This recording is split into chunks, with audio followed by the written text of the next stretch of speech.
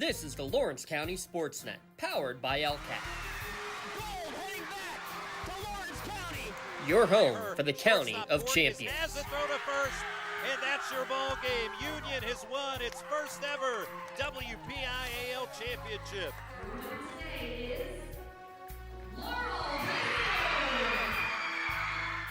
There it is.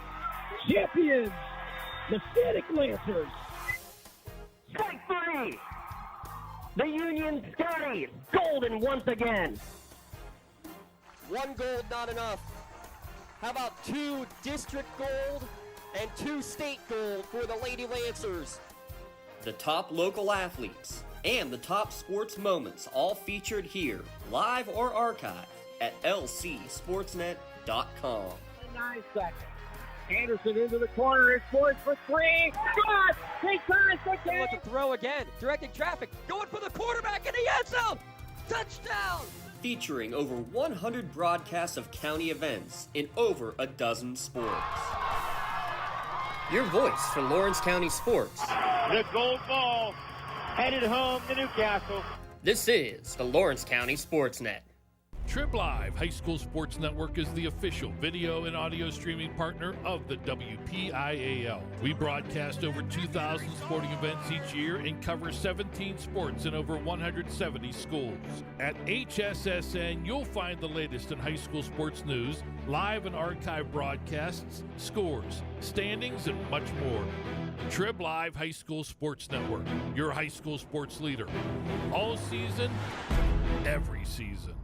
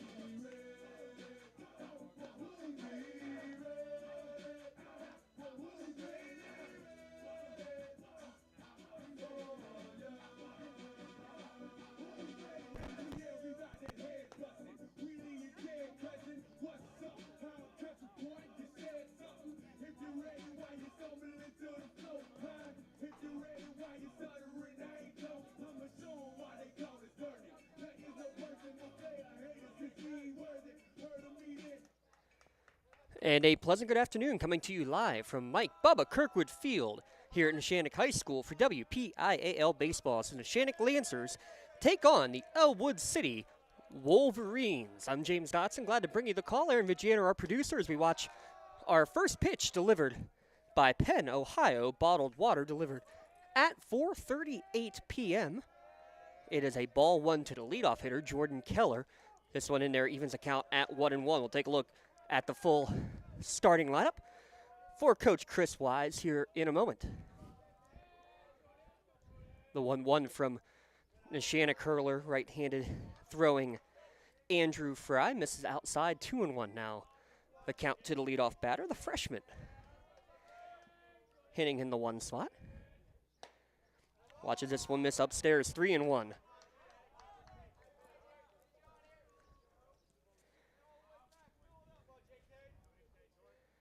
Fry delivers. Down at the knees for called strike two. Count runs full to the leadoff batter, Jordan Keller. And the payoff pitch swung on, lifted towards right field. Drifting over and making the catch on the run is the right fielder Anthony Aiken for the first out of the game. Let's take a look at the batting order for the Ellwood City Wolverines. 3 freshmen, 2 sophomores, 2 juniors, and 3 seniors in that starting lineup. Keller, Lutz, Wilson, Magnifico, Nardone, Biskup, then Roth, Welsh, and Lake. Breaking ball misses away to Isaiah Lutz, the junior shortstop, hitting second here today. Take a look at the Medore Bonner Law defensive alignment in a moment, as this one catches black on the outer half. Evens the count at 1-1. Look at that defensive alignment. This 1-1 pitch from Fry. It's going to miss down and away, 2-1 to count. The outfield from left to right, Luke Leese, Dom Cubelis, Anthony Aiken, Gio Valentine at third base, Matt Pallarino, the shortstop, Jake Wren, fellow sophomore at second base, Grant Melder playing at first. Nate Wren, the senior, behind the dish for his classmate Andrew Fry, his first start of the year, third appearance. He has a 1-0 record and has a 1-2 count against Isaiah Lutz. Breaking ball high and away, evens the count at 2-2. A 1.17 earned run average on the year for Fry. Lutz, the junior, fouls this one back and out of play. Count remains at 2-2.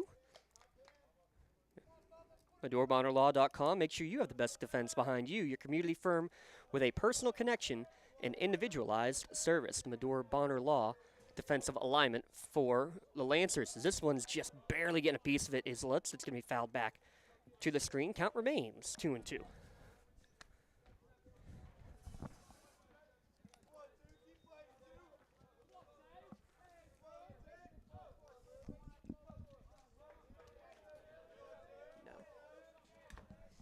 This one misses upstairs for ball 4.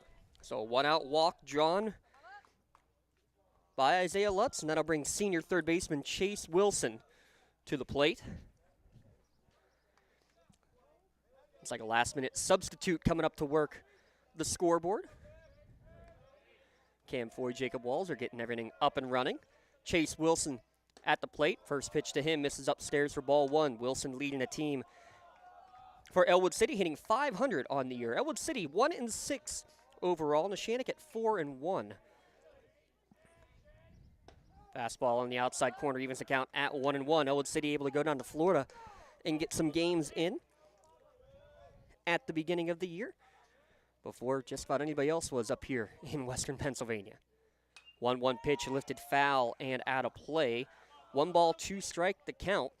Riverside leading the way, 4-0 in section play. Shenango, they've already had their bye week in the section. They're at 2-0. Mohawk, number 1 ranked team in Class 3A. They're at 3-1. Quaker Valley at 2-2. Neshannock at 1-1. Beaver Falls and Ellwood City both looking for their first section victory in their respective games today. Called strike 3. Fastball on the outside corner froze Wilson. In fact, it maybe even tailed back in a little bit. Some cutter action for the first strikeout of the game. 7th strikeout in as many innings for Fry on the hill for the season. That brings up senior center fielder Nick Magnifico. He's first pitch swinging, chopped foul to his head coach, third baseman coach Chris Wise. Brad Welsh coaching at first base. Coach Wise in his third season at his alma mater, a 2009 graduate of Lincoln High. 0-1 to count to Magnifico. Throw over back in time. At first is Lutz. Magnifico hitting .429 on the year. Swings through this offering, foul back to the screen. 0-2 now the count to the cleanup hitter. Here in the top of the first inning. Glad you can join us at lcsportsnet.com and, of course, on the Triple Live High School Sports Network.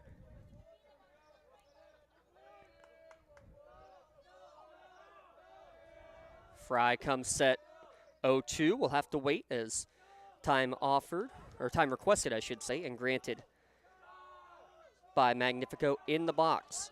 71 degrees and sunny here on the turf at Neshannock High School. Breaking ball swung on and missed. Back-to-back strikeouts to end the threat. No runs, no hits. There was a walk, but that runner left stranded on the base paths. We played a half inning. Ellwood City 0 and Neshannock coming up to bat. We'll keep it right here and look at the starting nine for Coach John Quilero's Neshannock Lancers, again at 4-1 overall, a 1-1 section record. Leading off will be the center fielder Dom Cubelis. Second baseman Jake Rind will hit second. The pitcher Andrew Fry hits third. Put an asterisk by that word, pitcher. We'll talk about that in a moment. Grant Melder, the cleanup hitter, first baseman, batting fourth. Nate Rind, the catcher, hits fifth. Gio Valentine, third baseman, hitting sixth. Luke Gleason left, Anthony Aiken in right, and Matt Pallarino, the shortstop, to round out the batting order for Neshannock. Again, Cubelis, Jake Rind, Fry, Melder, Nate Rind, Valentine, Luke Gleason, Anthony Aiken, and Matt Pallarino. May have noticed Jack Gleason, the leadoff batter throughout most of last year and into the start of this season. He is not available today. He's going to be out for, we're told, about 3 to 4 weeks is what they expect, unfortunately. Lingering foot injury even from the end of hoop season. Played the second game of the Mohawk series basically on one leg is what Coach Q described it as. So he's going to be unavailable. He was hitting 700 through that first Mohawk game, through the first 3 games of the year. Going to be a tough act to replace your leadoff guy starting shortstop. Pallarino moves over from second base to short, and Dom Cubelis moves from the 2-hole to the leadoff spot. So a couple sophomores to lead off here today for Neshannock. A freshman, 3 sophomores, a junior, and 4 seniors in that starting lineup. And the first pitch swung on by Cubelis, lifted into center field. Fighting off the sun is Magnifico, who will make the catch. 1 pitch, 1 out. Let's look at that defensive alignment. Again, brought to you by Medore Bonner Law. Make sure you have the best defense behind you with a local firm. Deep ties in the community. Visit MedoreBonnerLaw.com. Find out how they can serve you. Jacob Biskup, Nick Magnifico, Ryan Welsh from left to right in the outfield. Chase Wilson, Isaiah Lutz, the seniors on the left side of the infield. Aaron Lake at second. Joseph Roth at first. Jordan Keller behind the dish. The freshman catches strike 1 to Jake Rind. Owen Andrews, 1-0 on the year. The sophomore making his 6th appearance in 8 Ellwood City games. He takes the mound, comes in firing. This one misses down and in, evens the count at 1-1 to Jake Rind. No earned runs allowed. 3 runs, but they were all unearned on the season for the right-handed sophomore Owen Andrews. He delivers this one. It's popped up in towards right field. Settling under it is Ryan Welsh, and the senior makes the catch for the second out of the inning. 2 up, 2 down, and here comes Andrew Fry, the pitcher / designated hitter. You don't see it often, but it is a new rule that was put in about 4 or 5 years ago by NFHS, and PIAA adopted it. The pitcher / DH. Basically what that amounts to is the fact that you, if and when Fry comes out of the lineup as the pitcher, he can remain in afterwards as a DH. He's first pitch swinging, gives this one a ride into the left center gap. Magnifico is playing deep, and he's going to make a sliding catch in left center field. Playing deep, played the wind, and got the catch with a little bit of a slide out there in left center field. Neshannock retired in order. We've played 1 inning here from Neshannock. Ellwood and Neshannock are tied, scoreless. Back in a moment here at lcsportsnet.com, powered by LCAP. Contractors, the Department of Healthy Homes needs you. From small to large residential projects, you can help families live safer and healthier with the quality work you do. It's rewarding in more ways than one. Call LCAP's Department of Healthy Homes today. Castle Asphalt and Construction is driven to provide quality, cost-efficient pavement-related services to Western Pennsylvania. Every paving or construction service at Castle Asphalt begins with a thorough site inspection of the area to allow their team of professionals to become familiar with the unique conditions of your home or business. Once the site inspection is complete, Castle Asphalt provides you with a detailed plan of the design, cost, materials, and time of completion, so you know exactly what to expect during your construction. Visit castleasphalt.com to request a quote for your next project and make your dream design come to fruition.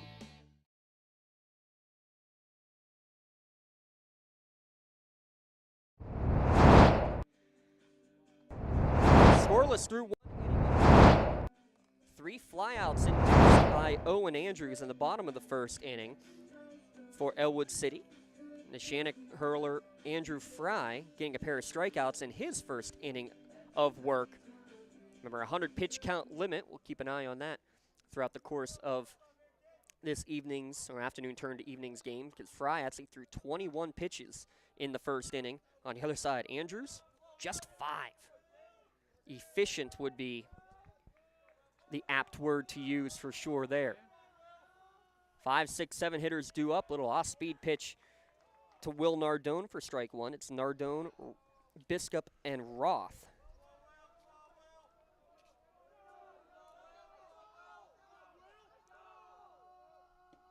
Evens a count at 1-1 as that one misses downstairs.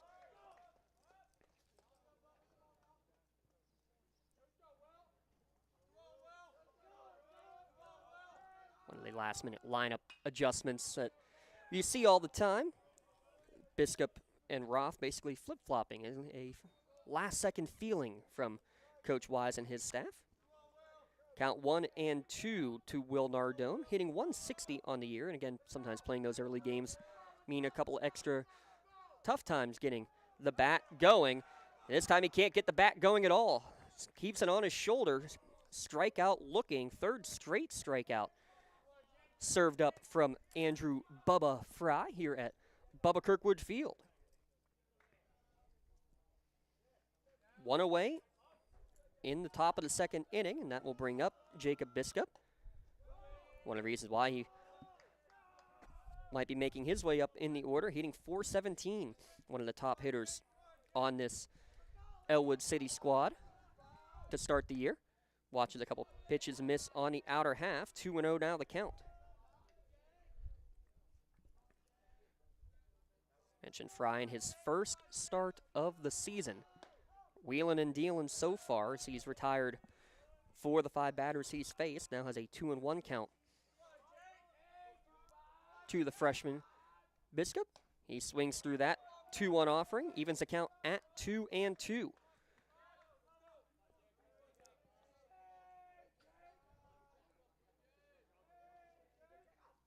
Biskup swings and misses, so make it 4 straight now. Retired via the punch-out from Andrew Fry, often running early.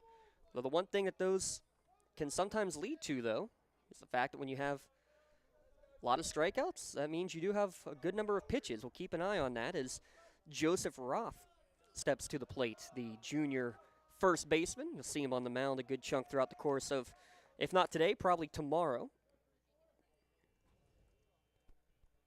He watches the first pitch for strike 1 to Fry. Working quickly is the big right-hander. This one roped on the right field line, but drifting just foul.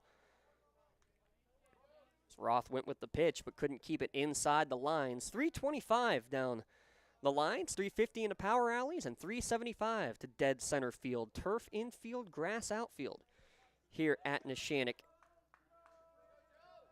Meant to ask, but I believe we're approaching year number 12 of the existence now of Mike Bubba Kirkwood Field. This one fisted towards the right side, and coming up and making the catch in the air is Grant Melder to get the out for the soft liner. Down in order goes Ellwood City in the top of the second. To the bottom of the second we go, still scoreless between the Lancers and the Wolverines here in the Lawrence County SportsNet, powered by LCAP. Don't get left out to dry. Call the Penn Ohio Bottled Water Company for the fastest and most efficient bottled water delivery service in the area. Penn Ohio offers bottled water ranging from 16.9-ounce bottles to 5-gallon jugs, perfect for your next event or office water cooler system. Also, don't forget to ask about their custom labeling options. Visit PennOhioBottledWater.com for more information and to get a quote on their delivery services. Whether it's at home, in the office, or on the sidelines, Penn Ohio has you covered. Looking for a unique way to expand your business? Advertise on the Lawrence County SportsNet and be seen by thousands of viewers in the area and around the country on over 100 broadcasts each year. Visit lcsportsnet.com and click Advertise with LCSN. A lot of zeros on the board right now. One runner left on for Ellwood City after a walk. That's about it there, folks. And pitchers are working well so far. Big difference, though. 33 pitches through 2 innings for Andrew Fry. Just 5 thrown in the top of the first inning by Ellwood City's Owen Andrews. He will face the 4-5-6 hitters, Melder, Rind, and Valentine here in the bottom of the second inning. First pitch offering misses downstairs for ball 1.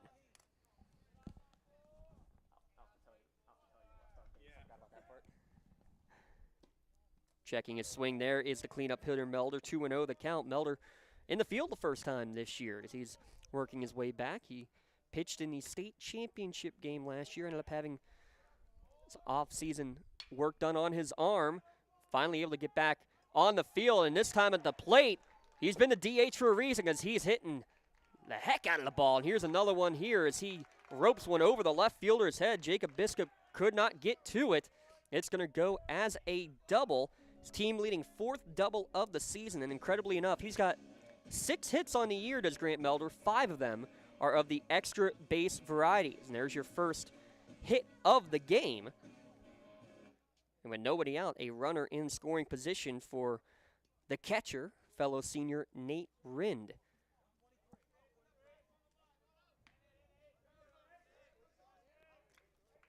Already a little bit of action, actually, out in the Ellwood City bullpen. Get you an identification on that one in a moment as the first pitch, a breaking ball to Rind, catches the outside corner for strike 1. It looks like that is Will Nardone, the designated hitter. He could potentially enter the field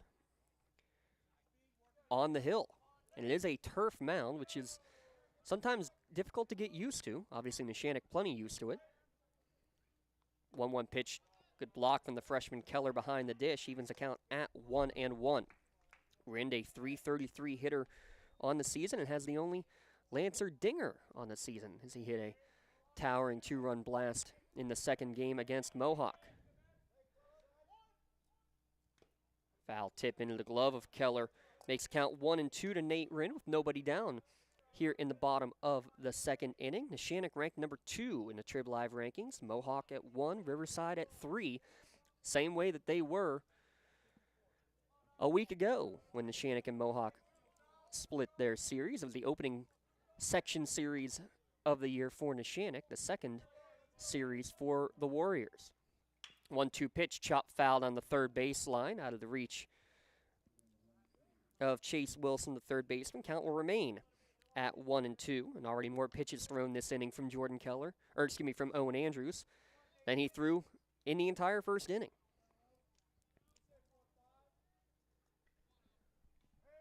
First runner in scoring position, nobody down. Here's the pitch, another one chopped towards third base, taken on a couple of hops by Chase Wilson. Throw across the dime, and it's going to be not in time.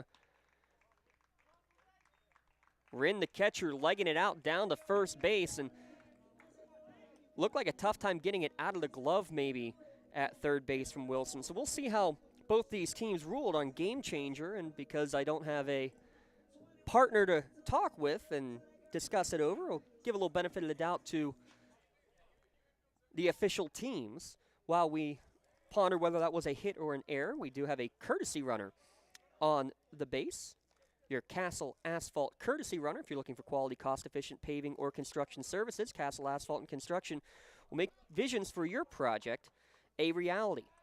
Melder, by the way, stayed at second base on that play. 2 on, nobody out for Gio Valentine. Watches a first pitch breaking ball for ball 1. It's Andrew Moses, by the way, who is the courtesy runner at first base. Melder running at second, nobody down, and you wonder if you might see some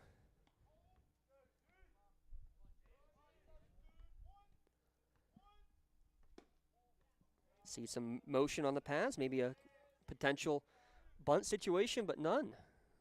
One misses downstairs. 2-0 the count to Valentine. And, of course, no help from the official scorekeepers in the dugout. Neshannock ruled in an infield hit, and Ellwood City ruled in an error. Runners go. This one driven in the gap between short and third. Melder misses. Actually, he slid into third base because he slipped, got up, and ran the rest of the way in. A good piece of hitting first from Gio Valentine for the RBI single. Moses goes first to third, and Melder scores the first run of the game. How about that for an early Bailey Chiropractic Play of the Game nominee just for Grant Melder? Kind of lost his footing when he got on his double rounding first, and then the same here going home, able to slip, get up quickly, and get in without a throw being made. First run on the board for Neshannock, first and third now, and always aware of whatever play might be on the way with runners on the corners. By the way, 4th RBI of the year for Gio Valentine. He's off and running on the first pitch. Throw down to second base is going to go up the first base line. Will result in a Valentine swiped bag.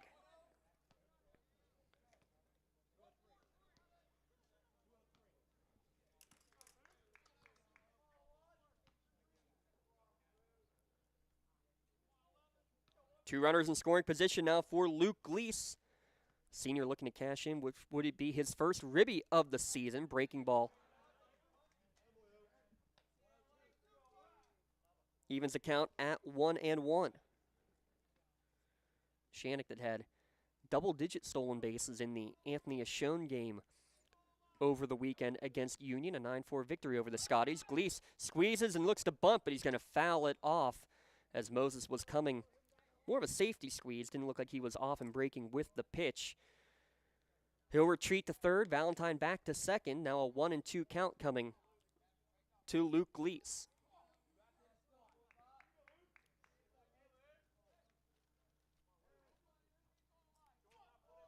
Andrews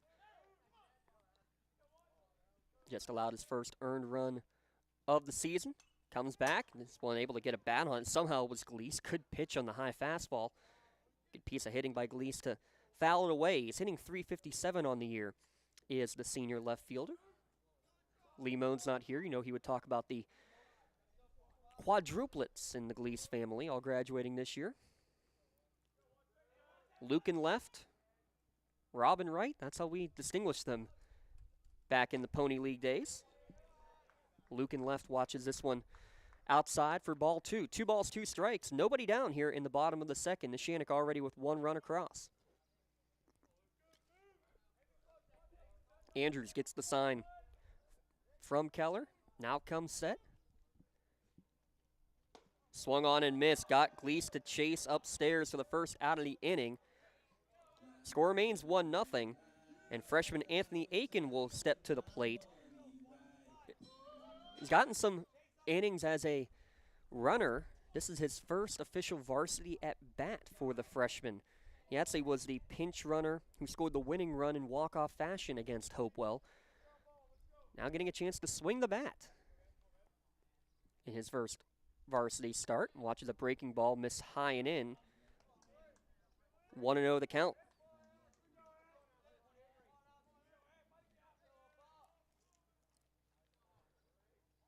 After only throwing 5 pitches in the first inning, Andrews' pitch count. This is pitch number 19 of this inning alone. Breaking ball is going to be chopped foul down the third baseline. Evens the count at 1-1.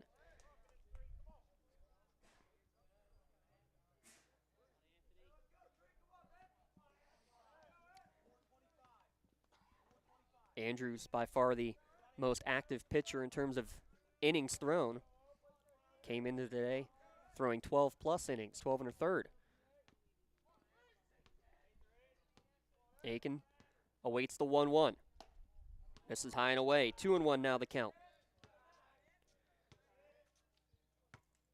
Courtesy runner Moses at third. We're officially giving that an E5, by the way.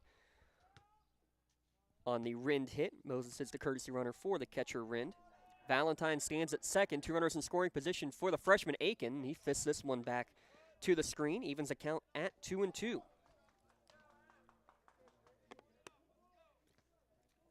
Infield seems content to let the run score on a ball in play, though third baseman Chase Wilson is playing even with the bag. Rest of the infield playing at their normal depth. Andrews kicks and delivers. Breaking ball driven towards center field. Magnifico has to go back on it. He's going to be unable to make the catch.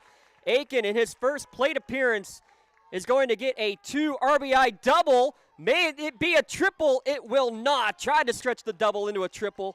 Unable to do so, but 2 more runs across the board for Neshannock. It will be 2 outs as Aiken is thrown out on a great relay from Magnifico to Lutz to Wilson.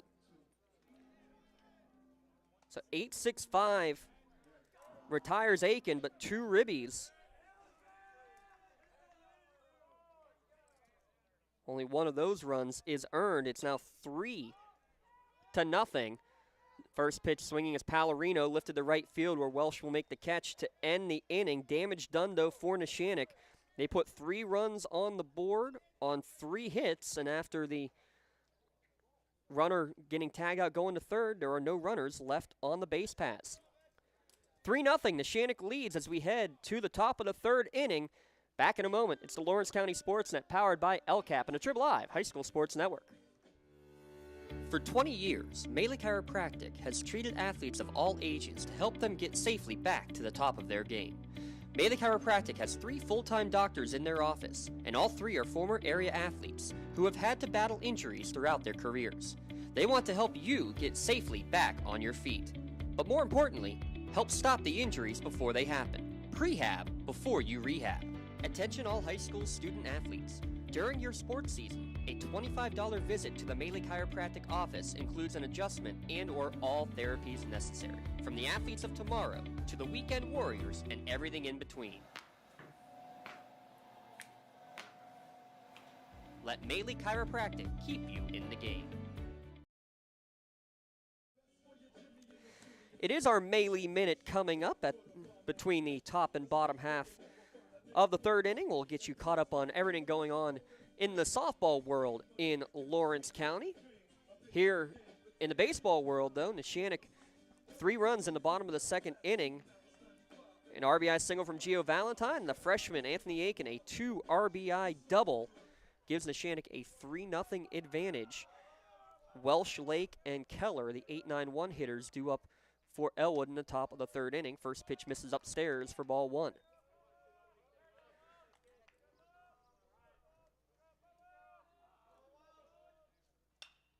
One offering is popped up. Rind giving chase, and he's got some room, and he makes the catch just in front of the Neshannock bench. You could hear the entire Neshannock bench screaming, it's coming back, and it did. Good job to pursue it. The thing I like the most, too, did everything textbook right there. He found the ball, then threw the mask so it was definitely out of his way, wouldn't trip on it, and is able to get the catch in foul territory for the first out of the inning. Strike 1 delivered there to Aaron Lake, the 9-hitter.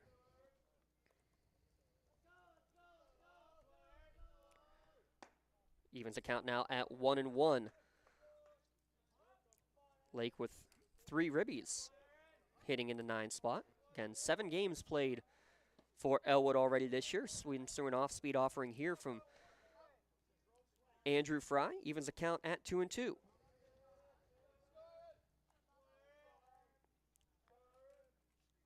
Ground ball up the middle. Pallarino comes over behind second base with the play. Over to first in time. Smooth from the sophomore. 2 up, 2 down for Ellwood, and it's now 7 straight that have been retired by Fry. Again, mentioned Palorino, who made the move over from second to shortstop with Jack Lease being out.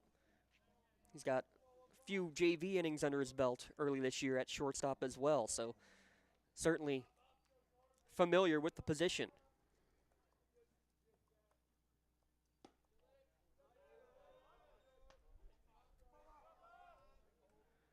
First pitch breaking ball to Jordan Keller, freshman hitting 9th and a freshman here in the leadoff spot. Keller a .318 hitter on the year so far.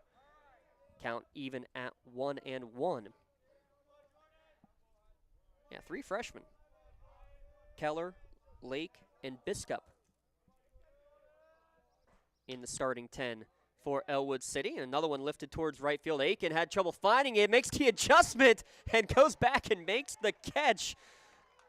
a bit of a smile and a chuckle from Coach Q and his staff as Aiken able to adjust, make the catch in right field to end the inning. And again, Ellwood City goes down in order. 3-0, Neshannock leads as we head to the bottom of the 5th inning. We'll keep it right here as it is time, though, for our Melee Minute. Brought to you by Melee Chiropractic, where, again, we will look at the who's and what's across Lawrence County's softball world. We'll start with the Neshannock Lancers. It's now 30 straight victories dating back to last year. Addie Fry with a homer, and she struck out double digits in their 6-3 victory over Laurel on Thursday.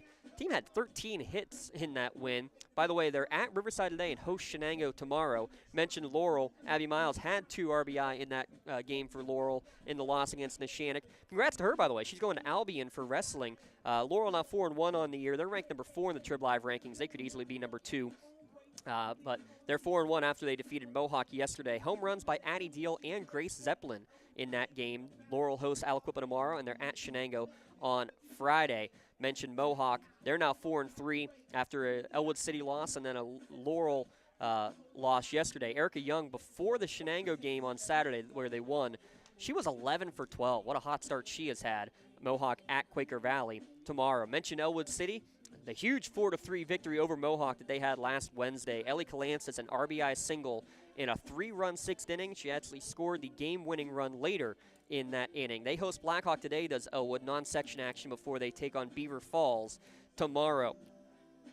How about Newcastle? A huge non-section win against Blackhawk, a great team. Kiara Mangieri had the suicide squeeze, tied the game in the 6th, and then she got the game winner on a wild pitch later in the inning. Mars is who Newcastle will host tomorrow. Shenango, Kennedy Lynn getting it done at the plate in the circle. And how about Ashley DeCarbo playing through the softball season with a torn ACL? Shenango here at Neshannock tomorrow. They have a 2-3 record.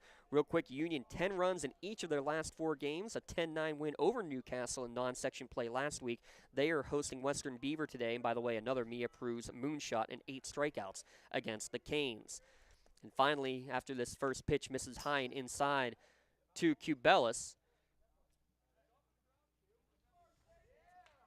And they're going to say that it skimmed off the top of Cubelis' helmet. So a leadoff hit batsman will send Cubelis down to first. I think they are going to go and discuss between the umpires. And right now they're going to bring him back. And while they discuss, we'll talk about the last team in Lawrence County we haven't mentioned. Wilmington, they're undefeated. The only other team other than Neshannock undefeated in the county so far. We'll see Wilmington on Thursday against Sharpsville. They won 8-1 a week ago against Mercer in their last game. Ava Williamson struck out 11. How about Faith Jones and Paige Peterson again getting it done at the plate? Wilmington is at the Big Reds of West Middlesex today before that big Sharpsville game on Thursday. There's your Melee Minute. It's brought to you by Melee Chiropractic, keeping you in the game as we keep you in the game with softball news and notes around the county. So waiting the confirmation on, I assume it's ball 1, as Cubelis went down. And now we're going to have a long pause and time delivered. We have ball 1, so we're going to go with it until we see otherwise there, Mr. Foy next to us. 1-0 pitch misses downstairs, 2-0. Now the count. That was pitch number 30, delivered by Owen Andrews. He's able to get Cubelis to swing through this offering. How about Cubelis, Rind, and Fry, the top 3 hitters? They were retired in order in the first inning. They're all hitting .400 on the year coming into today's game.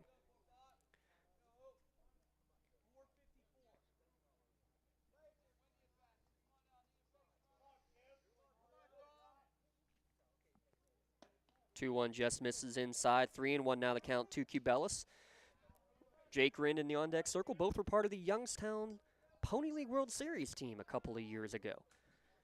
Made it to, I believe, was the semifinals before they were eliminated. This one popped up, almost the same exact scenario, and this time unable to make the catch is Jordan Keller as he was going in front of the Neshannock dugout. Same scenario, basically, of what they had. That Rind was able to secure the catch. Keller could not quite squeeze it. So it is a full count coming. You can see a little bit of frustration as Keller thought he should have been able to hold on to it.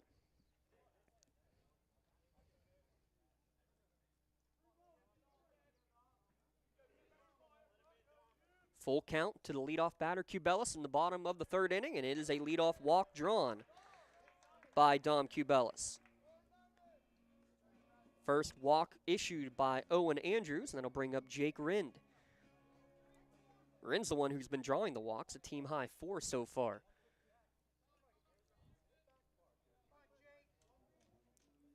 Neshannock holding a 3-0 lead. First pitch swinging is Rind and is fouled back and out of play.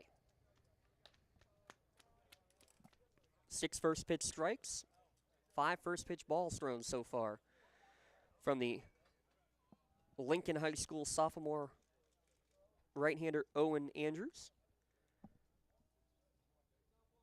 Now with 14 strikeouts on the year, tries to throw over and keep a close eye on Cubelis. 4 swiped bags on the year to lead Neshannock. Sporting their white tops, the charcoal gray pants for Neshannock. Ellwood, the classic look.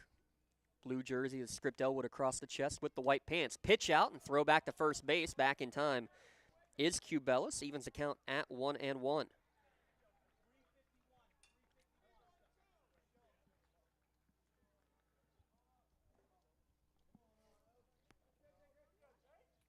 Nardone again getting loose in the Ellwood City bullpen. Runner goes on the 1-1. This one's lifted towards center field.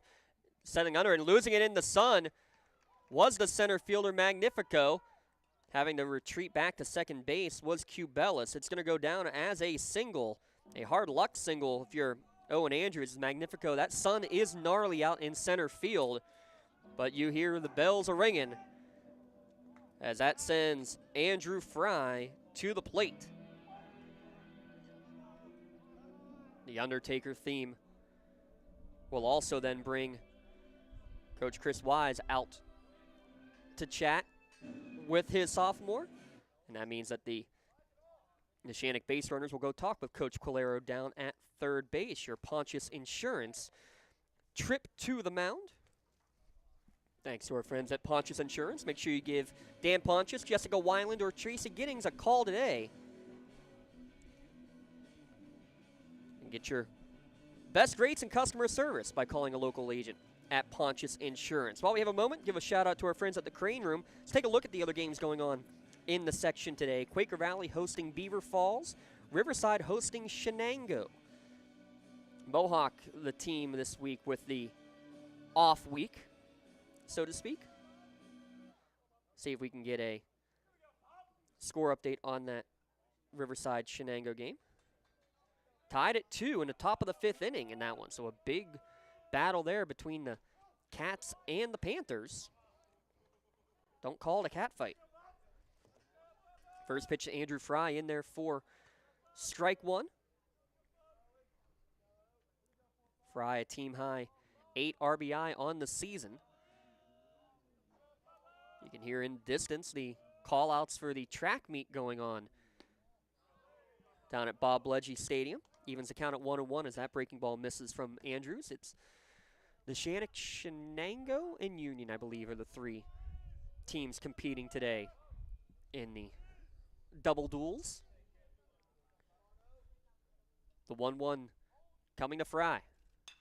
Lifted foul on the right field line towards the Dinosaur.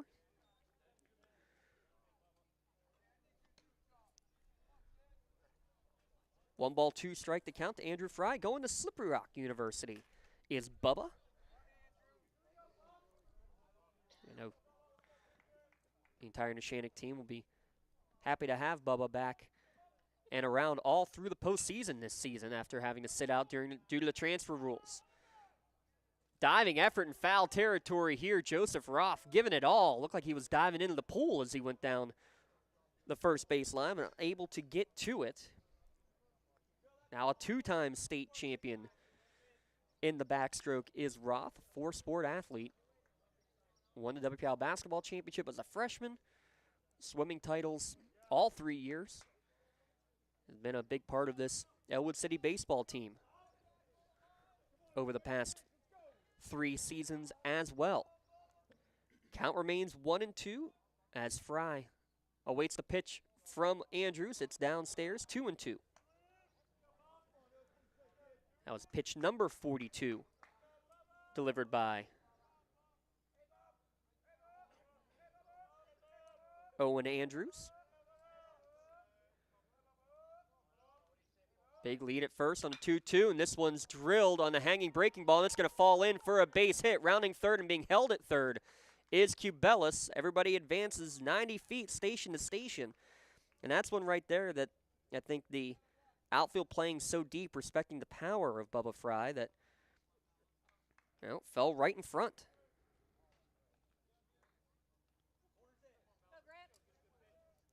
Fifth hit of the game for Neshannock, second of the inning. All aboard for Grant Melder, who already has a double and a run scored here today.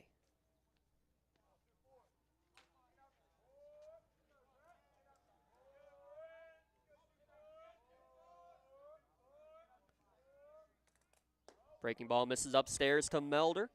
.313 average with 3 RBI on the year. Cubelis at first, Jake Rind second, Fry running at first. Breaking ball misses inside.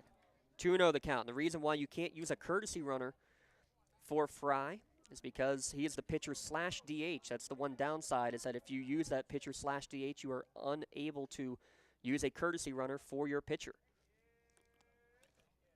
The 2-0 from Andrews. Upstairs, 3-0 and nowhere to put him. And it's the cleanup hitter, Grant Melder, at the plate. A good move here from the freshman.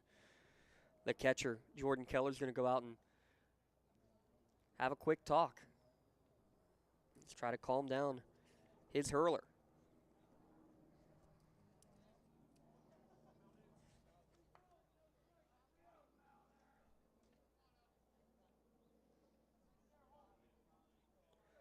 .3-0 the count. Andrews, right down Broadway, taken all the way there was Melder. Had his 4th double of the season in his first at bat. Looking to blow this game open in the bottom of the 3rd. Neshannock already leading 3-0. Swings through that pitch, and he came out of his shoes.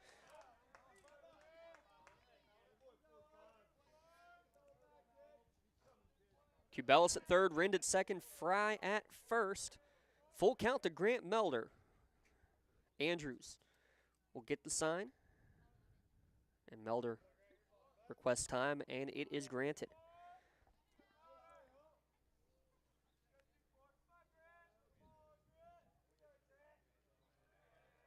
Payoff pitch coming.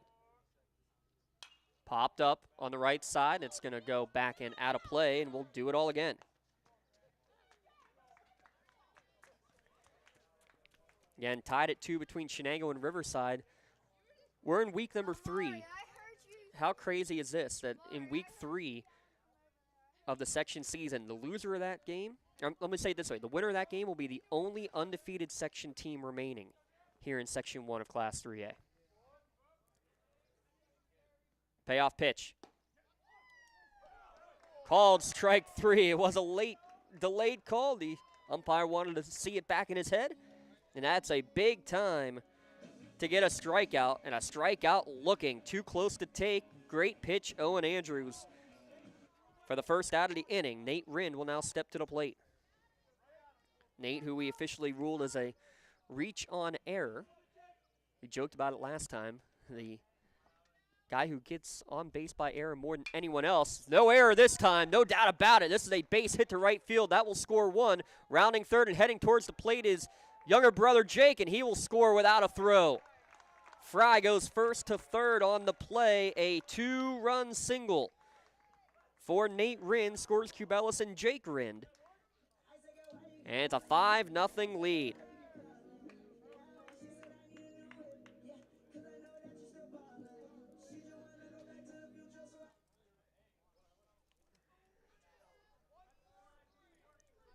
Your Castle Asphalt courtesy runner, again, is Andrew Moses. They've been in the pavement construction business for 15 years as Castle Asphalt. They use the top-line equipment and resources, guaranteeing that your job is done correctly and efficiently. Innovative methods combined with years of experience. First pitch down in the Pebbles is going to allow Moses to advance to second base. So again, 2 on in scoring position for the Lancers. Already a 5-0 advantage. Gio Valentine has knocked in one of those runs.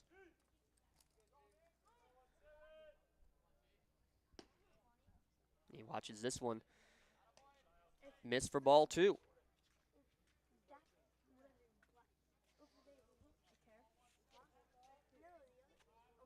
Valentine now with 4 ribbies, hitting .333 on the season. Now faces a 3-0 count.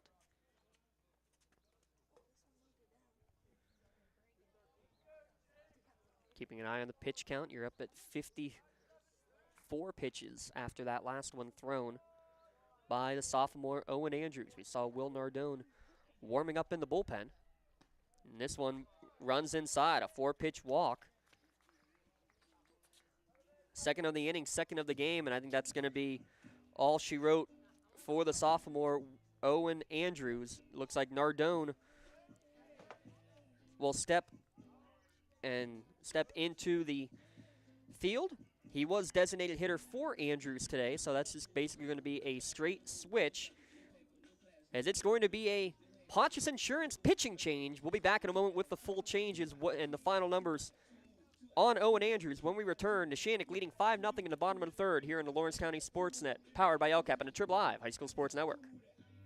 When it comes to protecting those you love, the businesses you've built, or the things you've earned, you need someone you can trust. Who better to protect your interests than a local insurance agent? Pontius Insurance is a team of local agents helping local residents in Lawrence County and surrounding areas, specializing in auto, home, business, and life insurance. Come see Dan Pontius, Jessica Weiland, Tracy Giddings, and the rest of the team at Pontius Insurance and receive the personalized service you deserve.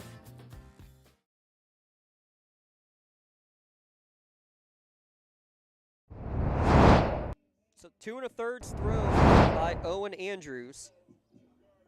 He's responsible for all 3 runners on the base paths. At the moment, though, he's given up 5 runs, 4 of which have been earned. His first earned runs allowed on the season. 2 walks and 2 strikeouts, but again responsible for Fry at third, Moses the courtesy runner at second, and Gio Valentine at first. It'll be Luke Gleese who will come to the plate to face the new pitcher. He was the DH. Now throwing on the mound, Will Nardone. This will be his 4th appearance on the year. He has an unfortunate 0-3 record officially, does Nardone. An 8.4 earned run average in those games as well.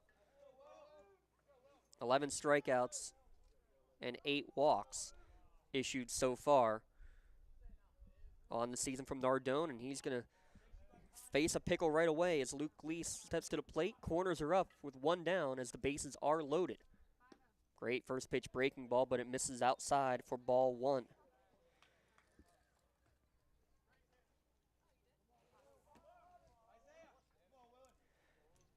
And Fry stands at third, Moses at second, Valentine at first.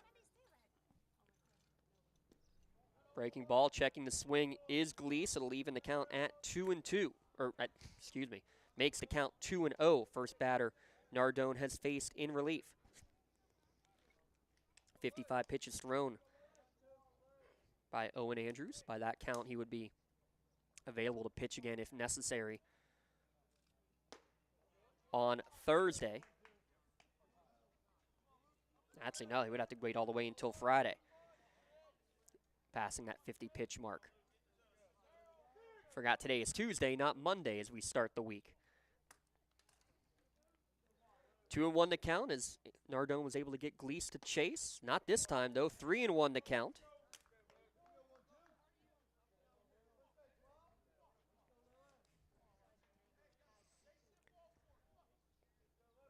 Gleese, nowhere to put him.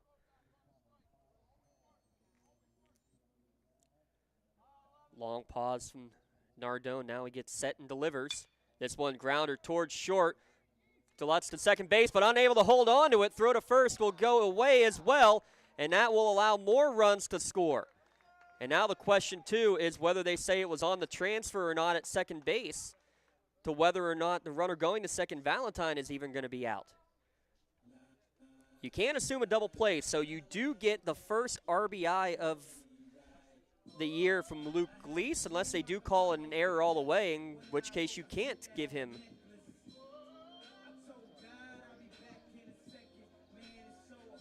Yeah, so I think they're going to call that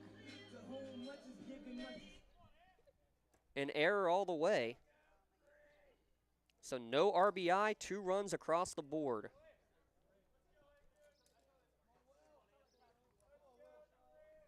Runners on the corners, and Anthony Aiken will step to the plate.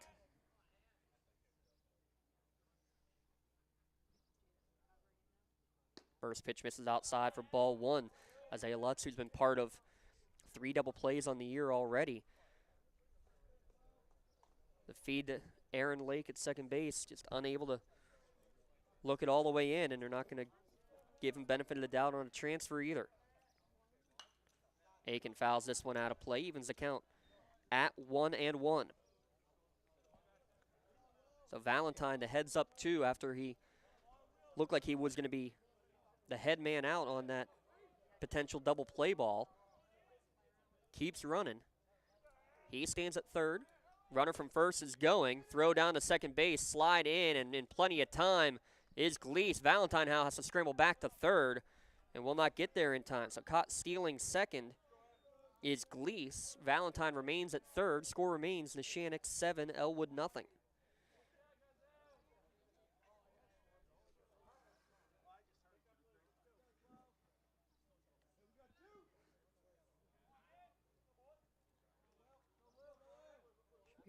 One ball, 2 strike the count. Misses away, evens the count at 2-2.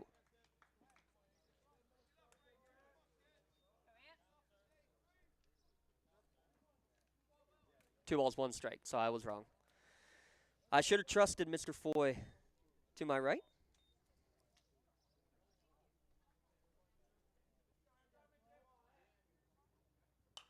This one lifted foul and out of play.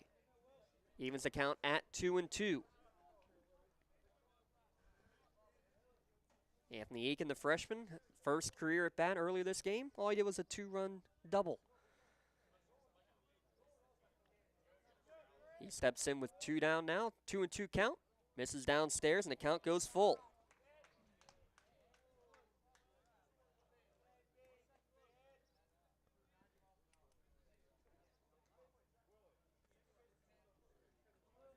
Nardone kicks and delivers.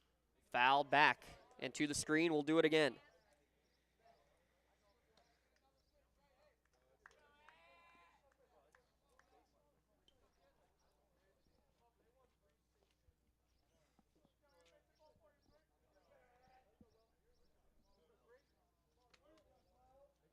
Nardone kicks and delivers, and again is fouled back to the screen.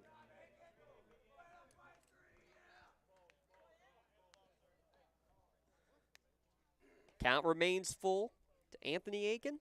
Matt Pallarino standing in the on-deck circle.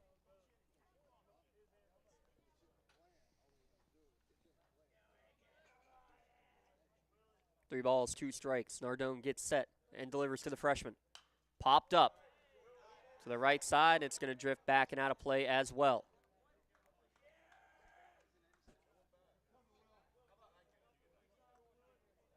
Aiken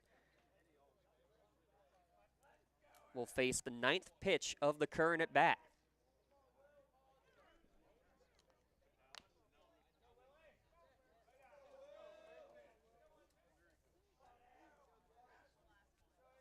The payoff pitch again.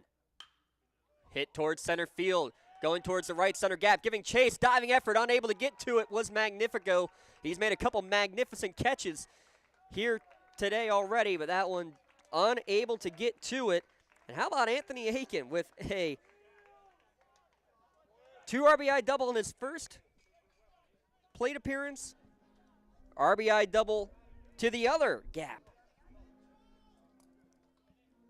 Makes the score 8-0 Lancers.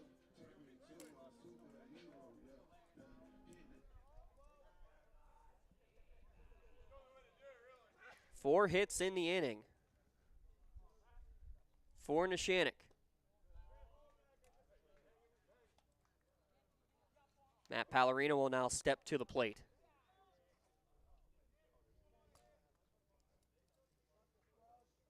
Trying to extend that 8-0 advantage. Has now a 2-0 count. Pallarino, a pair of RBIs in the win against Mohawk out of the 9-hole. Looking to cash in again here and extend the Neshannock advantage. This one catches the inside corner. Count now 2-1. Will Nardone on in relief of Owen Andrews. By the way, the book now complete on Andrews.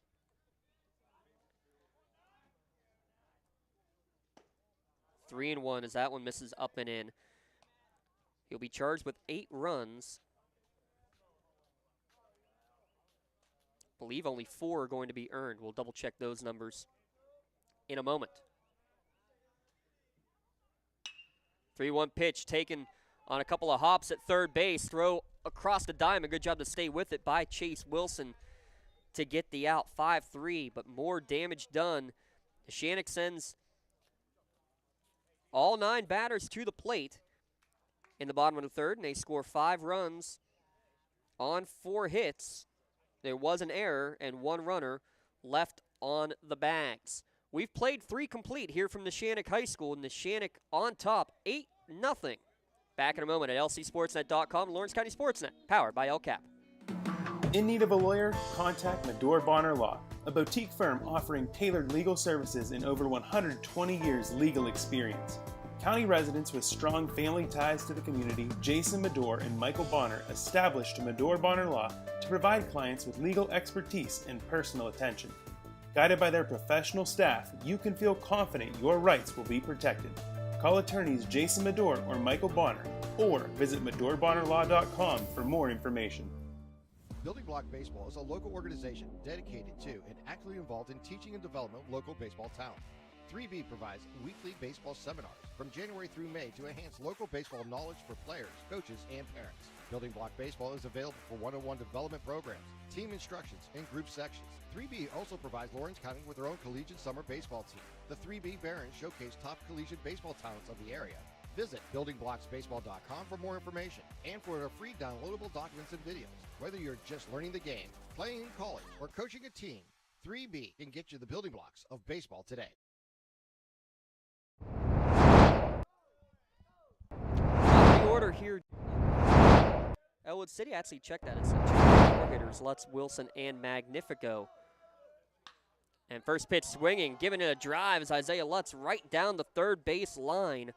And it's going to be a leadoff, just a single, though, because Luke Cleese coming over and firing it into second base, holding Isaiah Lutz. Only his second hit of the year for the junior. Gave that one a ride, though, and tried to give a little bit of life. As that is the first hit of the game for Ellwood, trailing 8-0 as we start here in the top of the 4th inning.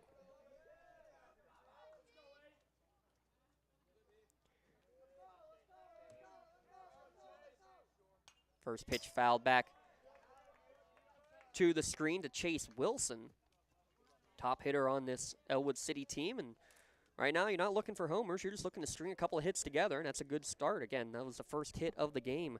Isaiah Lutz has actually been on base 2 times. He's the only base runner Ellwood City has had. He walked in the first and then singled here in the top of the 4th.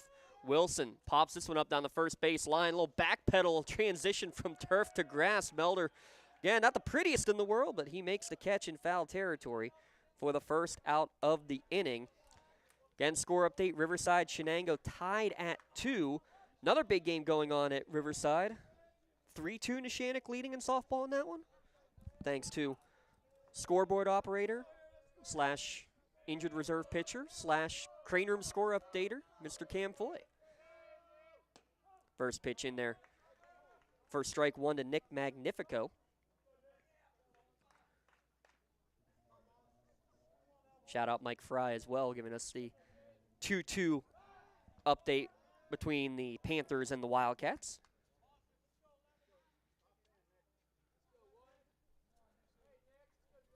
Here in Neshannock with an 8-0 lead. Breaking ball and a beauty. Makes it an 0-2 count to Magnifico. 3 ribbies on the season for Magnifico. And crazy enough, a team that has had a lot of singles, not many doubles. This one, though, on 0-2, rides up and in for a hit batsman. So 1 out hit batsman sends Magnifico down to first. And that'll bring Will Nardone to the plate.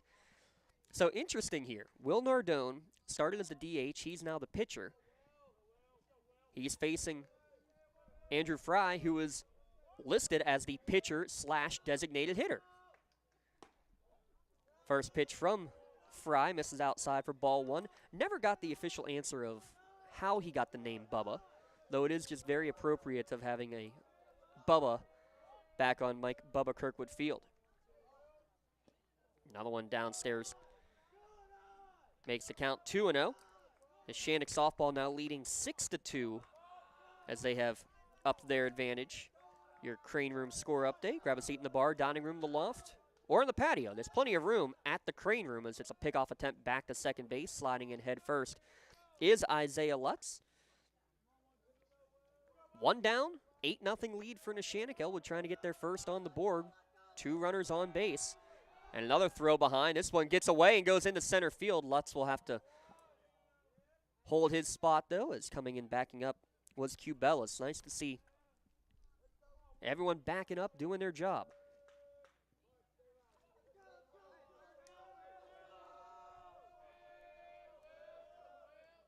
Lifted towards center field. Cubelis is going to have to go back on this one. Drifts towards right center field and makes the catch. And because of that little tail in the right, F8 for the second out of the inning. It does make runners on the corners. And will send Jacob Biscup to the plate.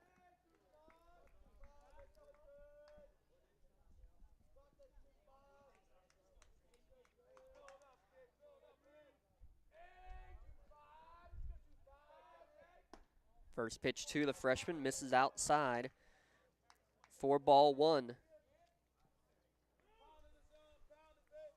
And right on cue, another score update coming your way after this 1-0 pitch. It also tails away, 2-0 now the count. Riverside, in the bottom of the 6th inning, just took a 4-2 advantage over Shenango. And that battle for first place in this section.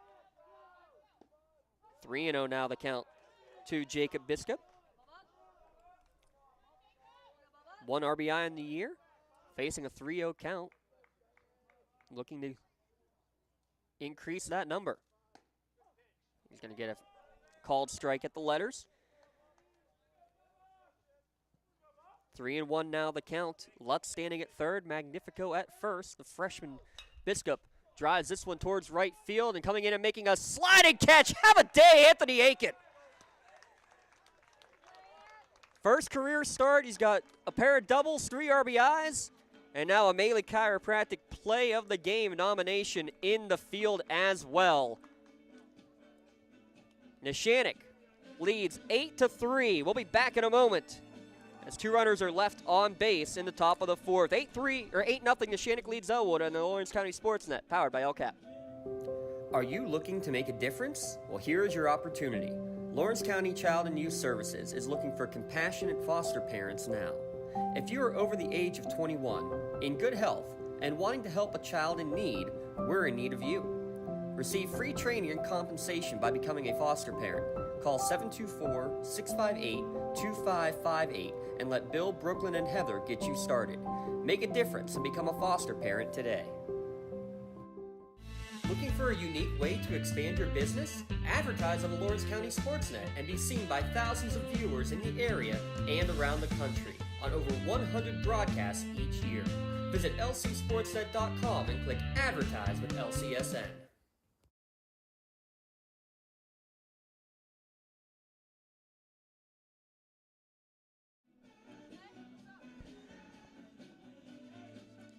Now, I'm not sure.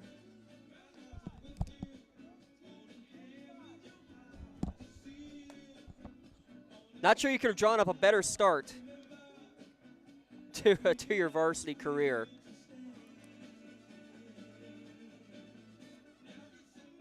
Anthony Aiken, 3 RBI, 2 doubles, and a couple of impressive catches out in the outfield. I have a feeling we know who our LCAP player of the game is going to be.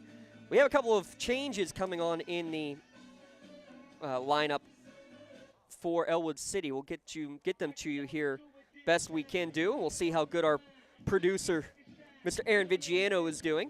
So in the Ellwood City lineup, Sam Landis, number 13, is going in for number 25, Jacob Biskup. And we have a new pitcher on the mound as well in Aaron Lake. We'll see where he slots in. We'll get you all those in a moment. His first pitch, slicing line drive down the third base line and out in left field right away. Mr. Landis makes the catch out in left field for out number 1.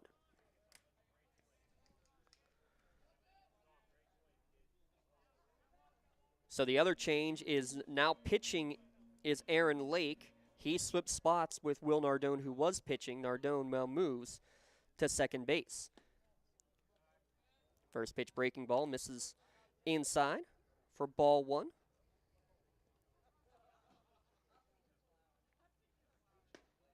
Another one inside. This is Jake Rind. Singled and scored in his last plate appearance.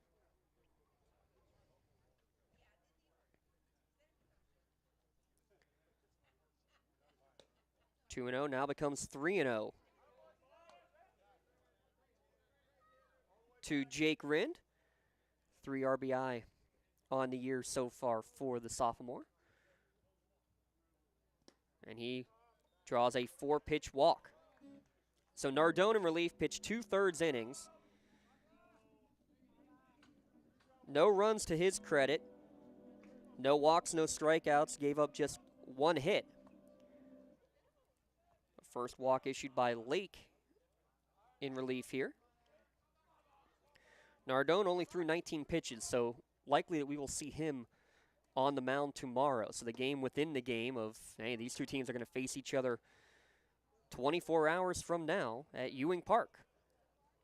Our friends at ECS will likely be on the coverage of that one.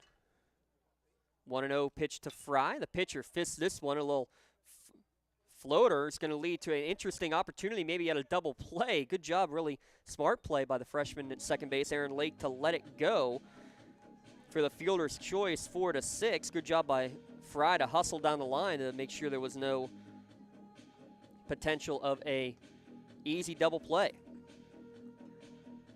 Grant Melder will come to the plate.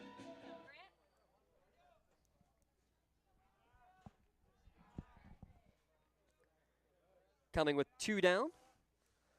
A double and a run in the second inning.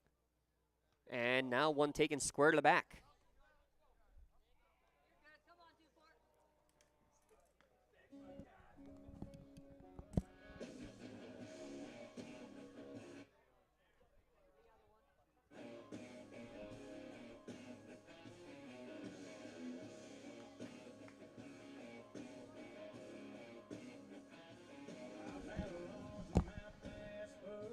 Nate Wren will step to the plate. When we get a second, we'll bring up that, because we can and because we're showing off Mr. Vigiano's skills. We'll bring up that defensive alignment after this first pitch to Nate Rind. 2 down in the bottom of the 4th inning. And first pitch swinging is Rind, the line drive to right field. So we'll hold the phone on that defensive alignment because a 1-pitch first swing out as Rind flies out to the right fielder, Ryan Welsh. He's had himself a busy day out there in the outfield. No runs across for Neshannock in the bottom of the 4th inning. No runs, no hits. There was a walk and a hit batsman. Both those runners left on the base paths. We played 4 here at Mike Bubba Kirkwood Field. Neshannock leading 8-0. Back in a moment at lcsportsnet.com. The Lawrence County SportsNet, powered by LCAP. Wherever you're going, Axe can get you there. The bowling alley, beauty salon, and even the library. Axe can get you there safely. The grocery store, the pharmacy, and the bank. Axe can get you there comfortably. Going to work, visiting a friend, or just to relax at the park. Axe can get you there affordably. Axe is here to get you there, safely, comfortably, and affordably. Choose Axe as your driving service and give us a call to schedule a ride. When the high school season heats up, make sure you have the best gear to support your school. Head to the Red Zone on Wilmington Road in Neshannock for all your county sporting apparel needs. From sporting goods to custom apparel to embroidery and more, the Red Zone has it all. Quality gear for all 8 schools in the County of Champions. Stop by and enter the Red Zone or visit them online at theredzzonesports.com. Score big at the Red Zone. Coming up after the game, we're going to give out a couple of those Red Zone shirts.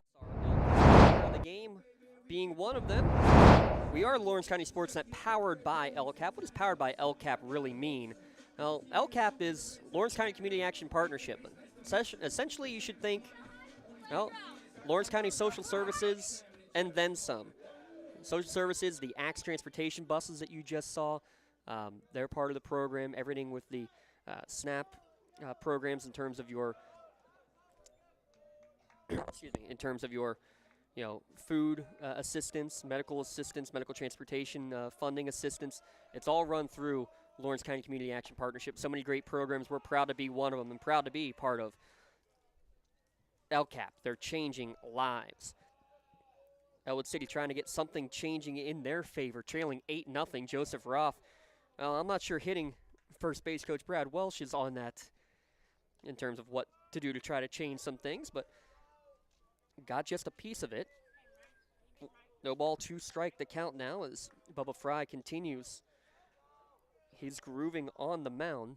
This is pitch number 59, and he gets Roth on a little chopper towards second base. Good play from Jake Rind. Long travel and a flip to Melder at first for the 4-3 putout to end, or to get the first out, I should say, of the inning. Fry at one point had retired 9 straight Ellwood City batters. Isaiah Lutz a walk and a single. The only 2 base runners of the game, and then Nick Magnifico was hit by a pitch also in the 4th inning. Ryan Welsh to the plate now. Hitting the 8-hole, he actually leads the team with 5 RBIs. And time granted in the box to the senior Ryan Welsh.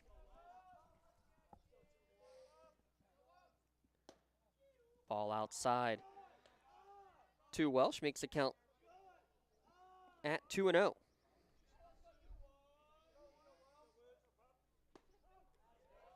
Now 2-1 as that one catches the zone.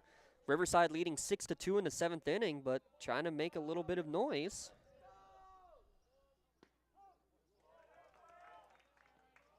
They got 2 runners on to Shenango in their last chance in the top of the 7th inning. So we'll keep an eye on that one. 2-2 the count here, and this one upstairs makes the count run full. 1 down in the top of the 5th inning.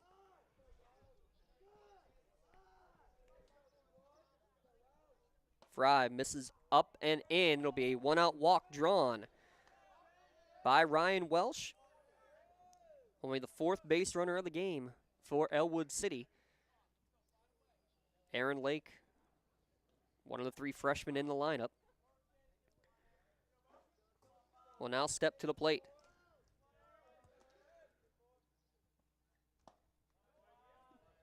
Gets a first pitch swing. That time does Andrew Fry. Lake, as well as Welsh on first base. each with a pair of stolen bases on the year. Good block behind the dish from Rind. Evens the count at 1-1, though not sure we'll see any Health and Motion stolen base attempts from Ellwood City, facing an 8-run deficit. This one fouled out of play down the right field line. 1-2 the count. Let's give a shout out to our friends at Health and Motion Physical Therapy. They're keeping you moving on the base paths, on the diamond, on the baseball and softball diamond. No referral needed to visit Health and Motion Physical Therapy. Another one in the dirt. Rind able to keep it in front of them. Come in for a 15-minute consultation. Save those unnecessary trips to the doctor's office. Don't wait months to start feeling better. Call Health and Motion Physical Therapy. They'll get you in the office within 48 hours. 2-2. Lake awaits the pitch. Swung on and missed. And actually, it gets away. I wonder if it was a foul tip, but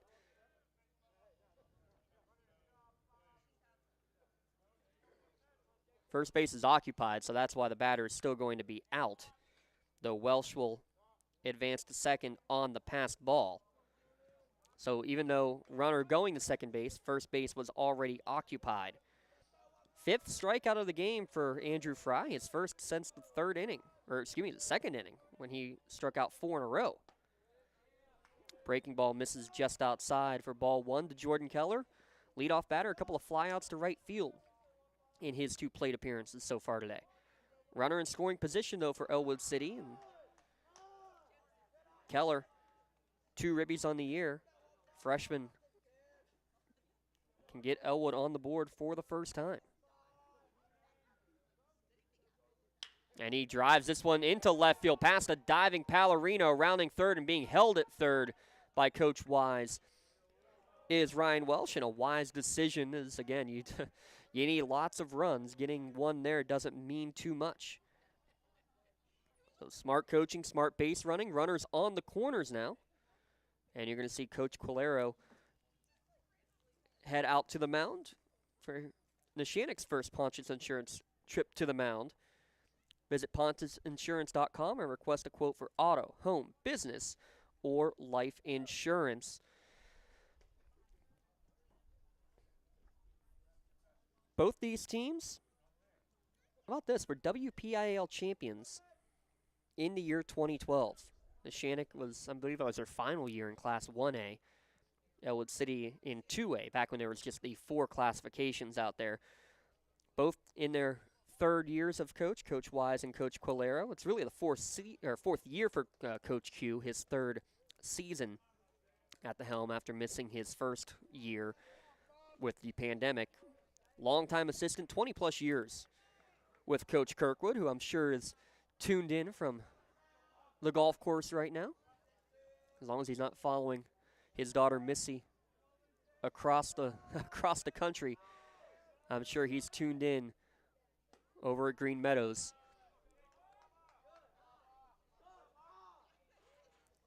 Listening to his former team that he coached in a couple of different stints. 32 full seasons as head coach at Neshannock and at Newcastle.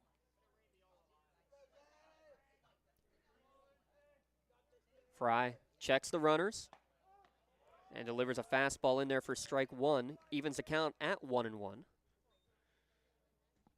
to Isaiah Lutz. On base in each of his plate appearances, a walk and a single. Runners on the corners. This one misses upstairs, 2-1 to count. And Lutzer came in hitting under 100 on the season. Got his 3rd hit of the year, looking for number 4. Would drive in a run. It's a sinking liner to center field that will fall in front of Cubelis. So doing the job today. How about Isaiah Lutz on base 3 times? Ellwood City on the board for the first time today.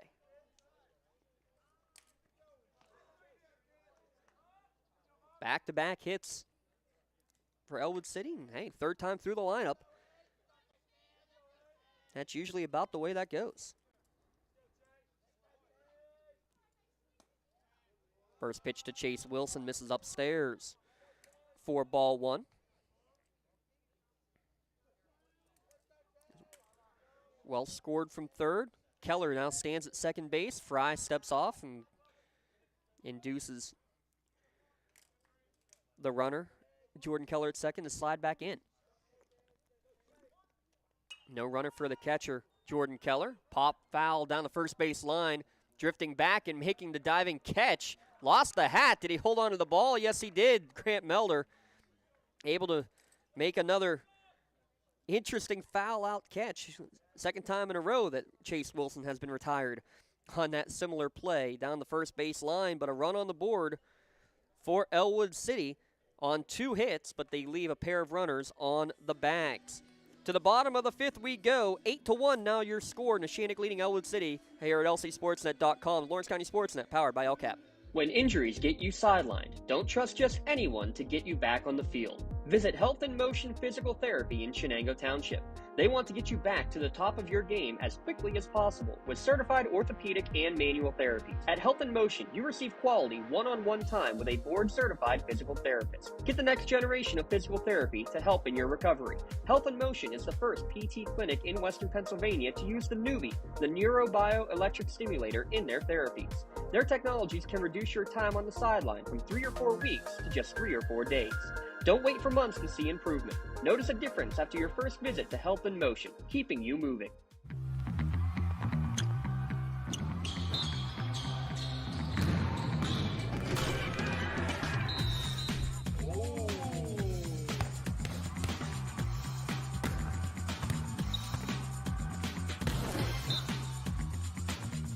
That was awesome.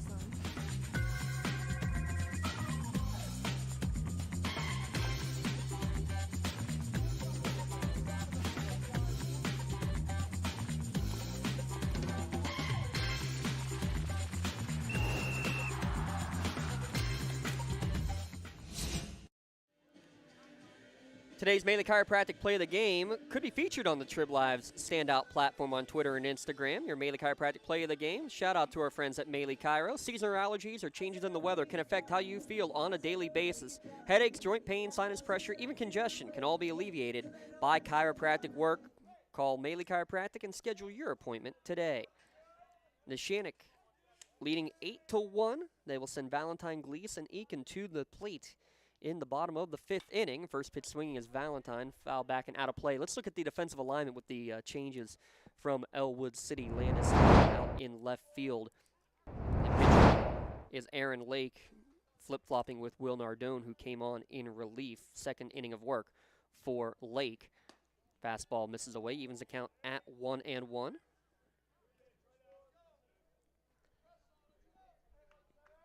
Valentine, a couple of runs scored, a single and a walk. Looking to get on base for his 3rd time today.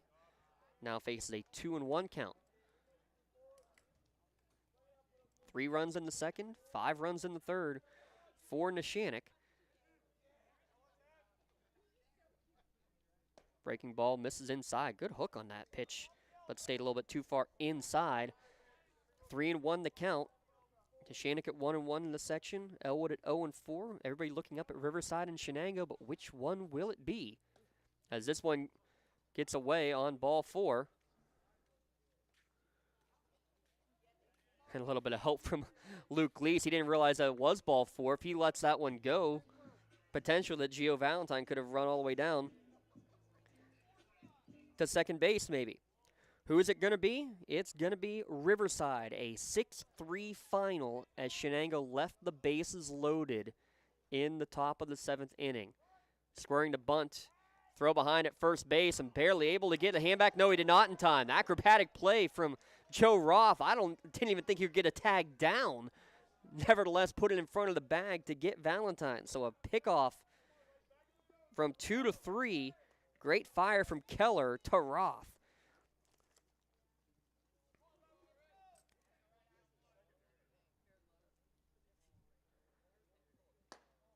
Now a 2-0 count to Luke Gleese. 2 runs scored earlier in the game on a ball put in play by him, but he's still looking for his first RBI of the season, and now no one on the base paths. So unless he gives it a poke of 325 down the line or more,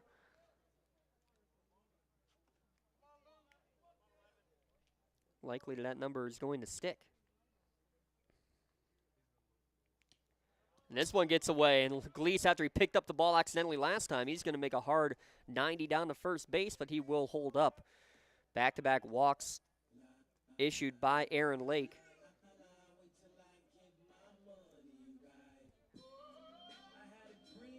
And that'll bring Anthony Aiken to the plate. Going to talk about having a day. First varsity start, first varsity plate appearances, 2 RBI double, and then an RBI double. So he actually went down in terms of his production. First pitch misses downstairs, and that's now 6 straight balls thrown by Aaron Lake. Make it 7 as this one tails away. 2-0 the count.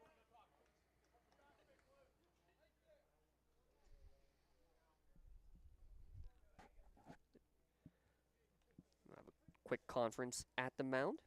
Mind you, coming up later this week, Thursday.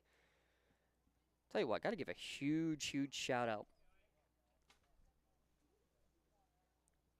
to Coach Johnny Frank of Wilmington, because they're supposed to get the scoreboard set up between the baseball and softball fields up there. We haven't been able to broadcast because there's no power up there. So I messaged him earlier this week and said, hey, can we come up there for a game? We got power yet? He said, nope, but I'm bringing my generator. Come on up. So thanks to Coach's generator, we will be at Wilmington for that big game against Sharpsville in region play. That'll be our first softball broadcast of the season. 2-1 count, misses downstairs to Aiken. 3-1 now the count. Gleese runs at first with 1 down here in the bottom of the 5th inning. Lake delivers. Called strike on the black of the outside corner.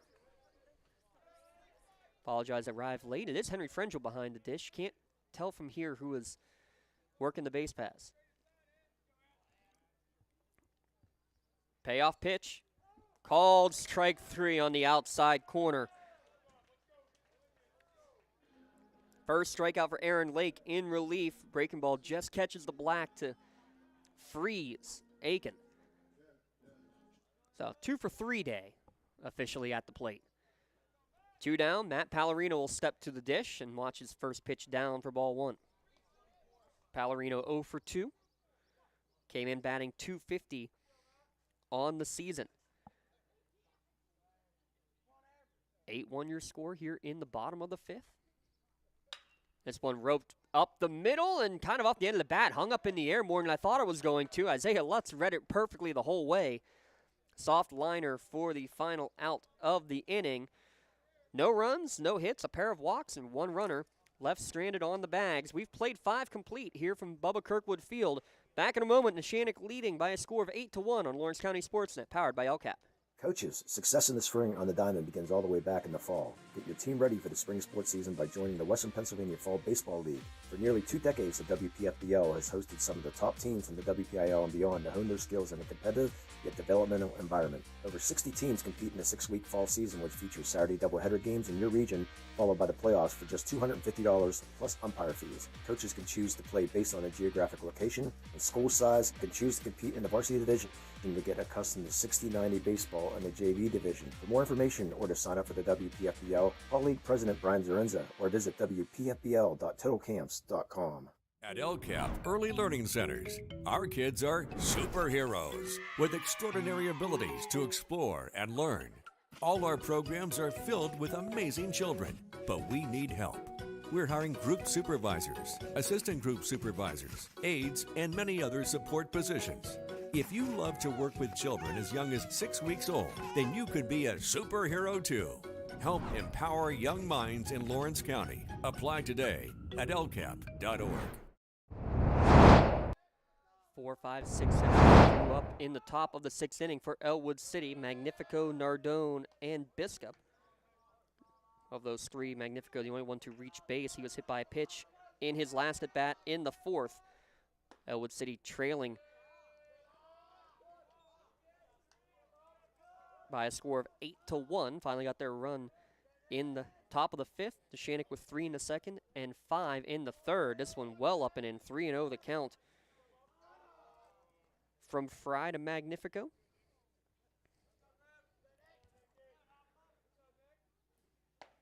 There's a delivery right down Broadway, makes the count 3-1. That was pitch number 83 for Andrew Fry. So remember, 100 pitch is the limit in the regular season for a pitcher to go.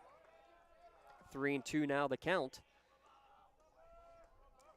Can Fry come all the way back against Magnifico leading off in the top of the 6th? And it was a beautiful pitch, but Magnifico had never gotten set, so they granted him time.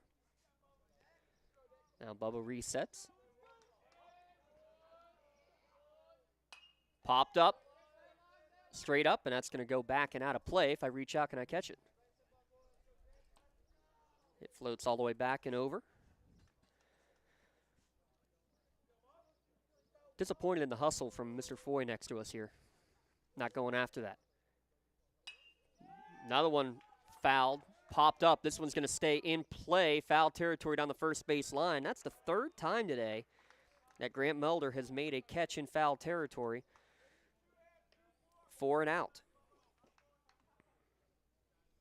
That's it. It's the 4th foul out of the game.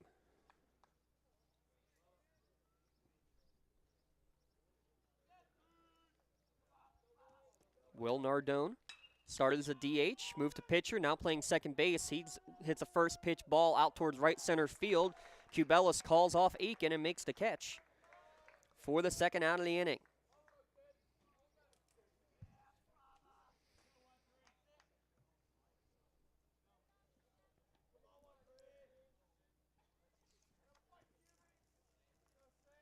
Now stepping to the plate, his first plate appearance of the day for Sam Landis.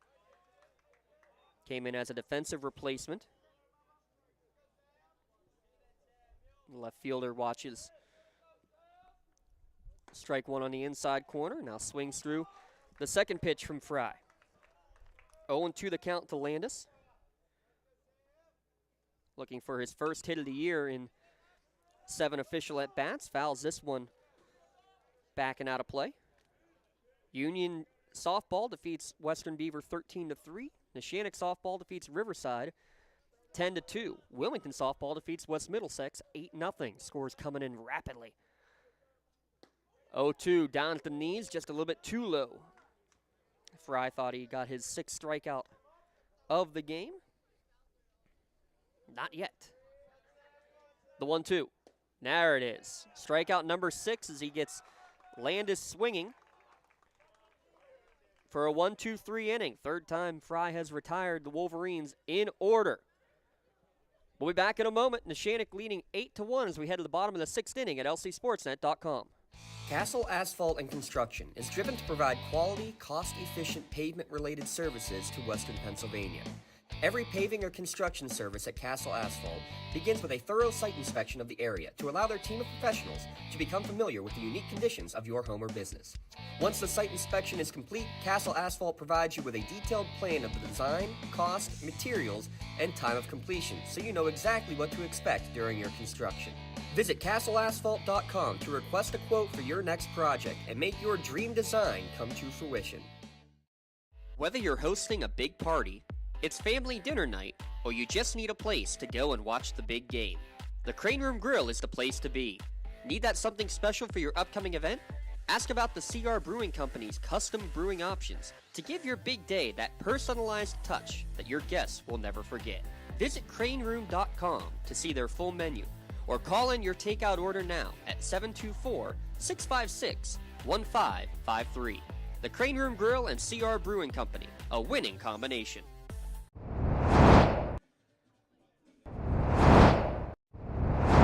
Heading to the bottom of the 6th inning, Neshannock with the 8-1 advantage. Andrew Fry throwing a gem on the mound. 6 innings pitched, gave up 1 run.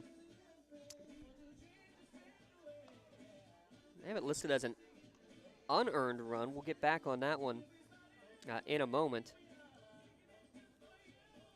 I guess Welsh, advanced to second on a pass ball. I believe he would have scored either way. So we'll debate on whether that was an earned run or an unearned run. But 6 strikeouts, just 2 walks. He's thrown 92 pitches, has Fry. And his Neshannock Lancers hold a 8-1 advantage, and they will send the top of the order to the plate. Cubelis, Jake Rind, and Fry due up First pitch swinging is Cubelis. Pops this one up towards left field into the gap. Landis able to settle under it and make the catch for the first out of the inning. 1 pitch, 1 out brings Jake Rind to the plate.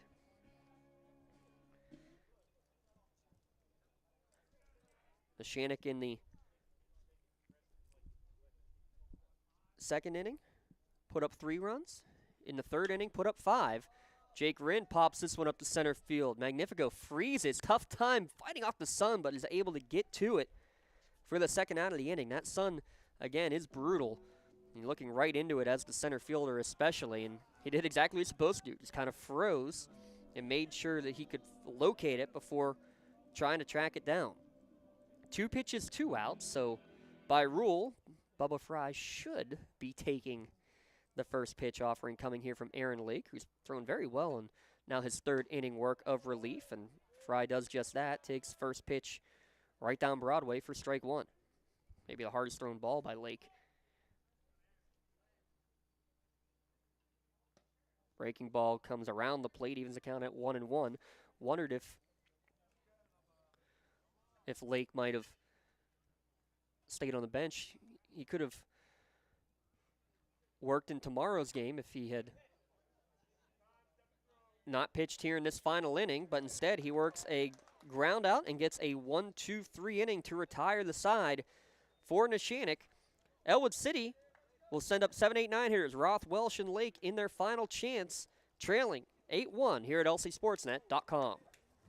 Just like going to the doctor, our homes need a checkup too. If your home is not properly weatherized, you could be at risk for symptoms that cause unhealthy ailments and higher utility bills. The Weatherization Assistance Program is the key to reducing utility costs and increasing comfort in your home. Services include an in-home energy audit to inspect your furnace and hot water tank, check for air sealing around windows and doors, and ensure adequate insulation and ventilation. Learn more at lcap.org or call the Department of Healthy Homes to get your checkup today. When injuries get you sidelined, don't trust just anyone to get you back on the field. Visit Health in Motion Physical Therapy in Shenango Township. They want to get you back to the top of your game as quickly as possible with certified orthopedic and manual therapies. At Health in Motion, you receive quality one-on-one time with a board-certified physical therapist. Get the next generation of physical therapy to help in your recovery. Health in Motion is the first PT clinic in Western Pennsylvania to use the Nuvie, the neurobioelectric stimulator, in their therapies. Their technologies can reduce your time on the sideline from 3 or 4 weeks to just 3 or 4 days. Don't wait for months to see improvement. Notice a difference after your first visit to Health in Motion, keeping you moving. Well, they paused the music. I can't give a shout out now to DJ Jackson Biondi. Oh, I guess I just did anyway. Top of the 7th inning coming up. Neshannock leading 8-1. Last chance. Joseph Roth, Ryan Welsh, and Aaron Lake coming to the plate for Ellwood in their final opportunity. Looking for their first section win. Again, these two teams will do battle tomorrow, though. 4 o'clock start. I believe it's 4 o'clock start. It might be 4:30 as well. We'll confirm that before we sign off here today. That game at Ewing Park. Just about 24 hours from now. First pitch in there for strike 1 to Joseph Roth. And now 0-2 as Roth fouls this one back and out of play. Roth 3 RBI, looking for what would only be his 3rd hit of the season for the first baseman. The 0-2 lifted towards right field. Aiken drops back, settles under it, and makes the catch for the first out of the inning. And that's always the biggest, getting that first out in the frame. You can tell by the pitch count, though, that was number 95 thrown by Andrew Fry. 100 is the limit, but remember, you are allowed to exceed that limit to finish a batter that you have already begun to throw against. First pitch misses upstairs to Ryan Welsh. Walked and scored the only Ellwood City run of the game. And as it lists right now, it is listed as an unearned run due to Welsh advancing on a passed ball. 1-2 now the count to Welsh, the senior. Steps in, Fry working quickly. Swung on and missed. Pitch number 99 is strikeout number 7 on the day for Andrew Fry.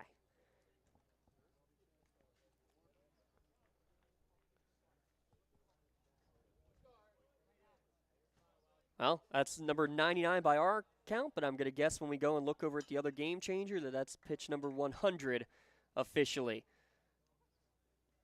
The home book is the official one, and of course I was not smart enough to be looking at the home book the entire time.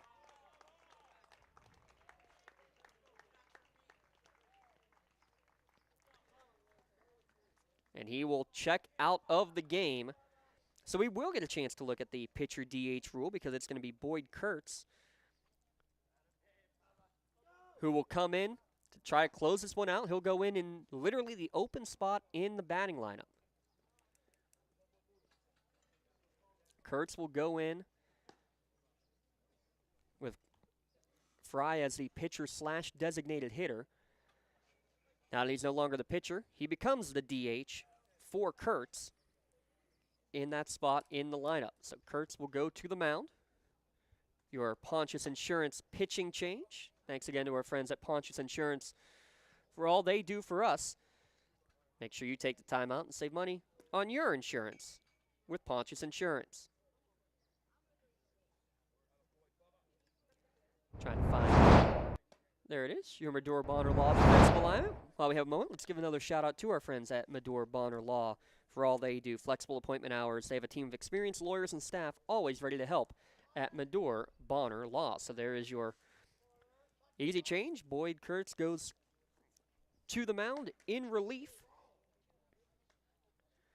Kurtz has thrown 2/3 of an inning in his lone appearance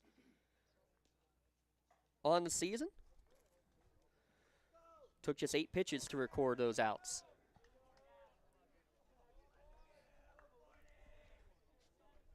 And now stepping to the plate will be Aaron Lake with 2 down.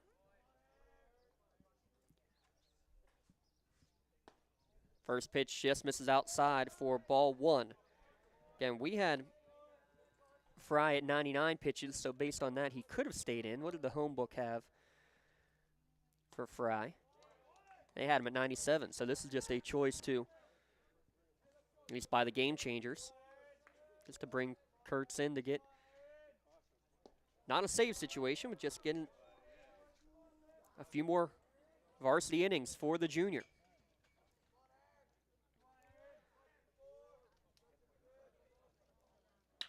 Ground ball, roped between shortstop and third baseman. Aaron Lake out of the 9-hole. The pitcher, freshman, gets himself a hit. So Ellwood City down to their final out, not giving up yet. Brings Jordan Keller to the plate, which gives us a chance to talk a little bit more about Boyd Kurtz. He was diagnosed with a very rare bone, call it an illness, a disease to the bones when he was 8, 9 years old. Fought through it. Played a lot of times where he had to couldn't even wear spikes because it would hurt his feet and his back too much as he was going through his chemotherapy. Never missed time on the ball field. They actually had a fundraiser game for him right here at Bubba Kirkwood Field where they had a special pinch hitter at the end of the game, Boyd Kurtz, and he legit, it was not staged, he had a legit walk-off single to end that game. That was a game where you had Matt DeSalvo, the former Yankees pitcher, coming out and pitched to both teams, 7 innings. It was a lot of fun that night and just a great way for the Lancer community coming together. 4-pitch walk, though, drawn there from Jordan Keller. Second time he has been on base today. Brings up Isaiah Lutz, who's been red hot today. Batting average didn't show it coming in, but walk and 2 singles for Lutz, including the RBI, the only RBI of the game.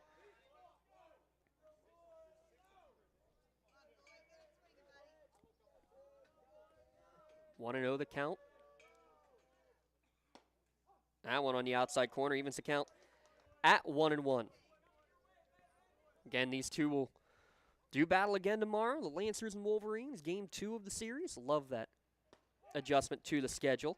Called strike 2 on the outside corner. Now Ellwood City down to their final strike.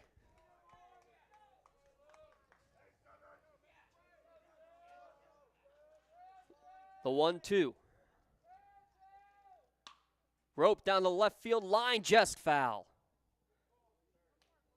Just foul.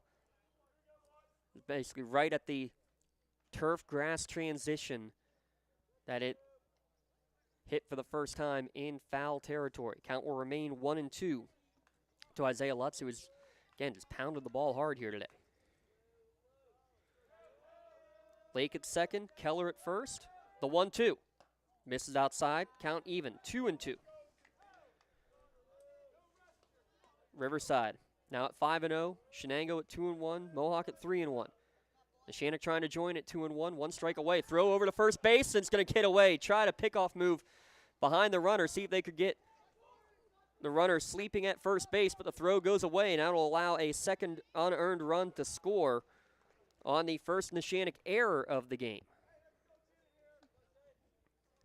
So a chance to try one of those pickoff moves. He may have only had a chance to do in the gym or when it was 30 degrees out.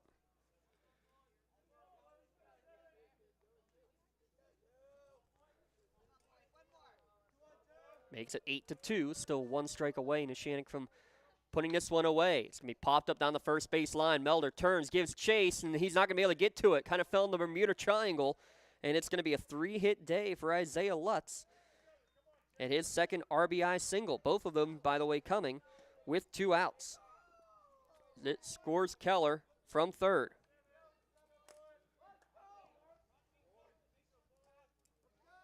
Chase Wilson will now step to the plate. 8-3 the score.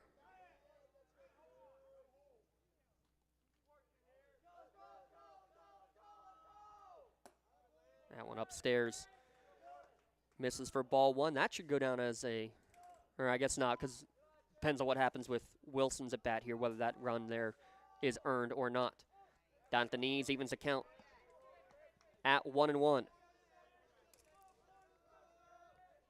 Kurtz trying to finish it off in relief of Fry. 1-1 to Wilson's lifted foul down the first baseline. That's going to go out of play. And again, down to their final strike are the Ellwood City Wolverines.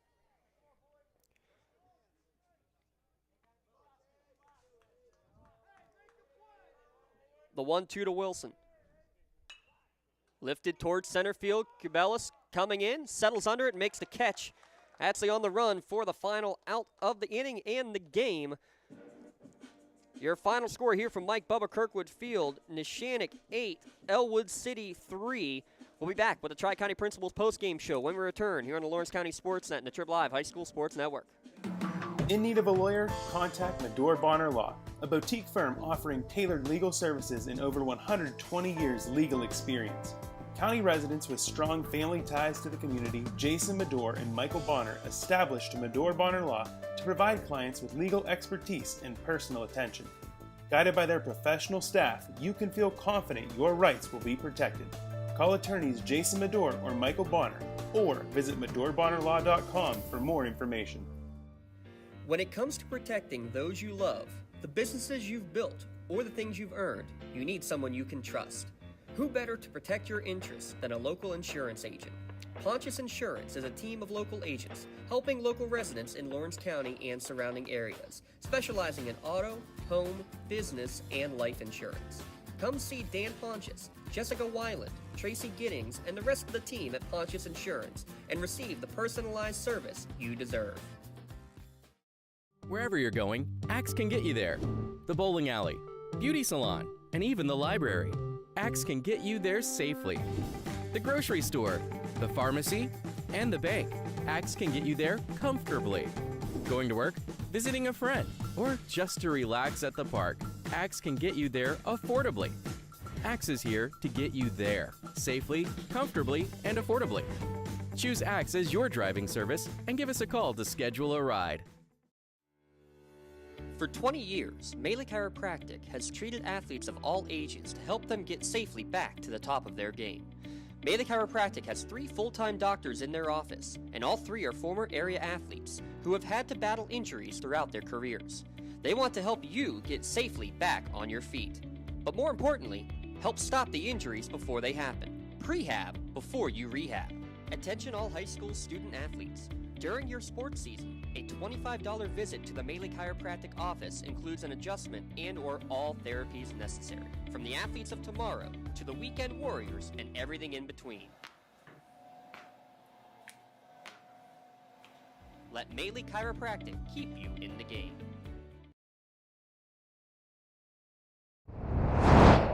It's our Tri-County Principals postgame here in the Lawrence County SportsNet, powered by LCAP, an 8-3 final. Neshannock victorious here in today's game over Ellwood City. 8 runs on 7 hits.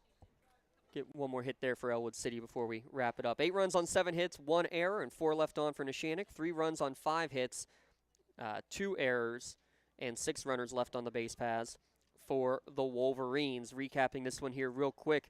Bottom of the second inning, Neshannock puts a crooked number on the board. 3 runs in that bottom of the second inning. A leadoff double from Grant Melder. Nate Rind reached on a, well, we ended up ruling it as a E5 on the play.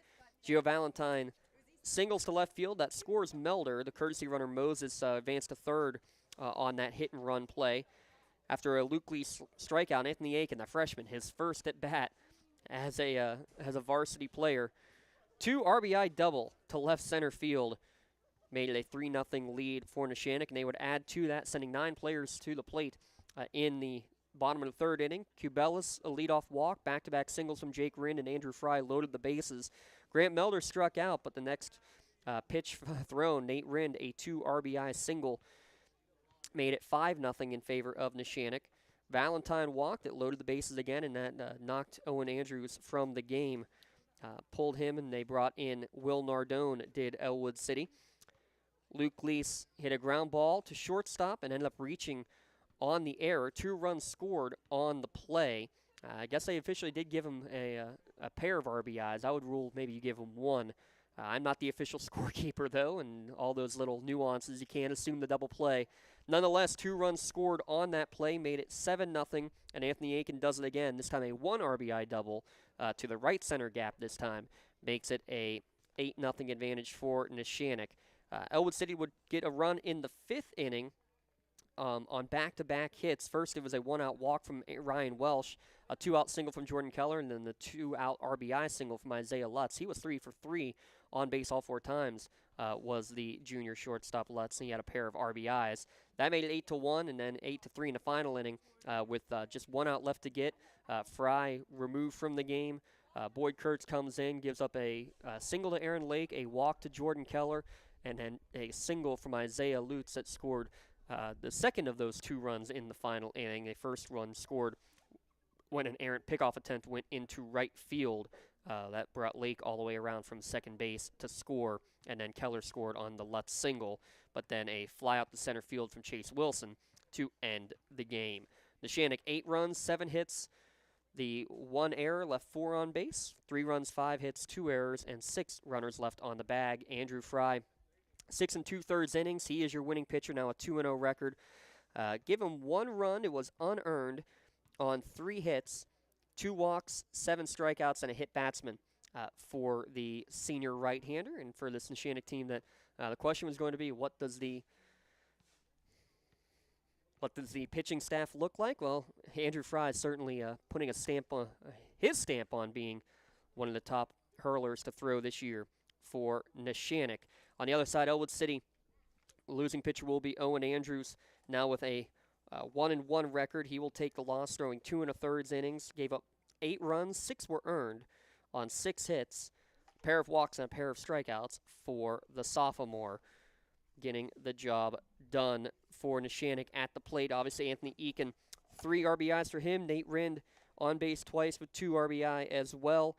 And Gio Valentine on base all 3 times with a single and a pair of walks. He also had a run batted in. Time of the game, 1 hour and 47 minutes here from sunny Mike Kirkwood Field.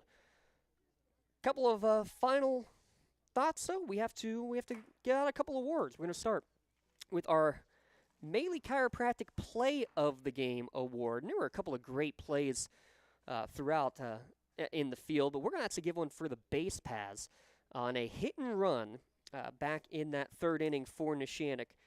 In the second inning. Grant Melder running from second base to third. He avoids the ball that's hit in the play by Valentine. As he rounds third, he slips, basically slides into third, pops up, and is able to run home the rest of the way. We're going to give Grant Melder our Maley Chiropractic Play of the Game award. Maley Chiropractic proud to honor Grant Melder for today's Play of the Game. He will receive a customized t-shirt courtesy of the Red Zone in honor of being named today's Maley Chiropractic Play of the Game award recipient, and video of that play may also be featured on the Trib Live High School Sports Network's standout platform on Twitter and Instagram. Again, congratulations, Grant Melder, your Maley Chiropractic Play of the Game award. Let Maley Chiropractic keep you in the game. As for the LCAP Player of the Game award, it's tough to pass this one up. Your first varsity start, your first varsity at bat, you get a 2 RBI double. And then you do it again. Only a 1 RBI double. That's the first at bat of the game defensively. A fly ball out to right field made by the freshman Anthony Aiken. He made at least 3 catches in the outfield by my count, 4 total in the game for Aiken. Have yourself a day, kid, and have yourself a LCAP Player of the Game award. Lawrence County Community Action Partnership proud to honor Anthony Aiken as the LCAP Player of the Game award recipient, and he will receive a customized t-shirt as well, courtesy of the Red Zone, in recognition of being tonight's Player of the Game. You can view that full list. We're getting it updated, folks. We're getting close. Go to lcsportsnet.com, click on Player of the Game. Congratulations again, Anthony Aiken, tonight's LCAP Player of the Game. LCAP, they're changing lives. So how does this change the standings? Well, with what we know, Riverside now at 5-0 in the section, Mohawk at 3-1, Shenango at 2-1 after the loss to Riverside today. Mohawk was off. Quaker Valley at 2-2. They played Beaver Falls today, have not gotten a final on that one. Neshannock now moves to 2-1, even with Shenango.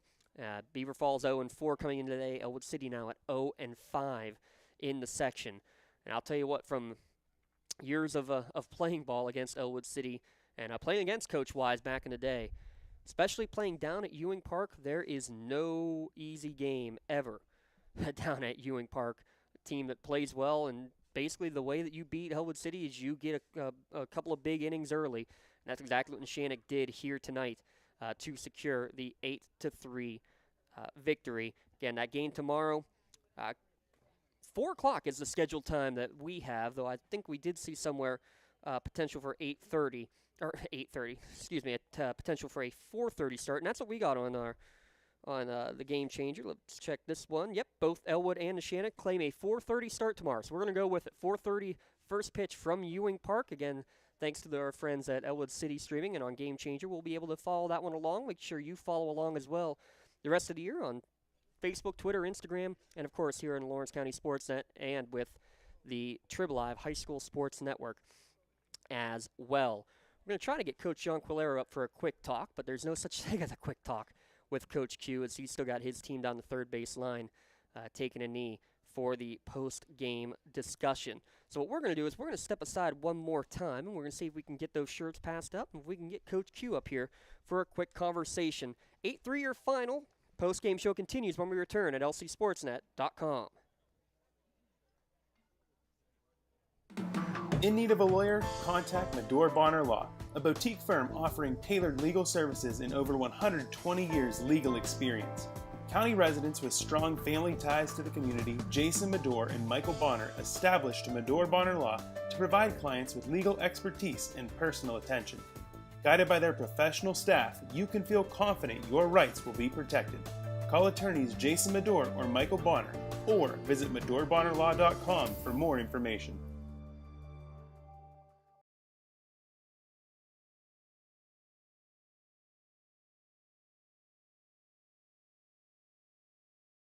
Wherever you're going, Axe can get you there.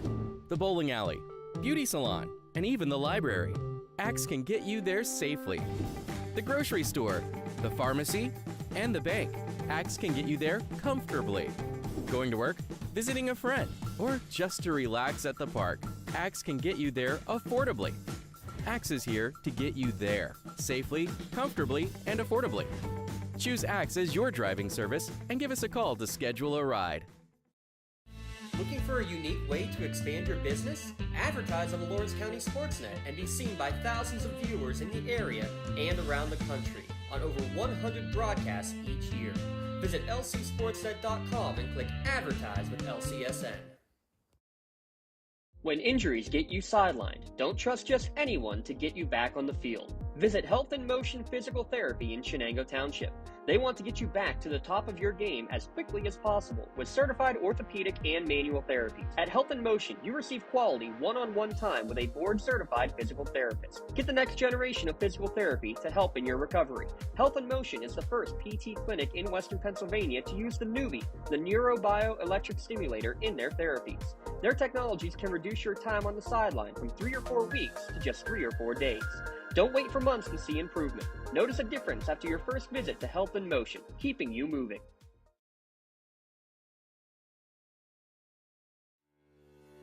For 20 years, Melee Chiropractic has treated athletes of all ages to help them get safely back to the top of their game.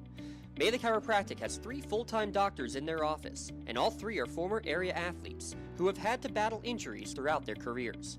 They want to help you get safely back on your feet.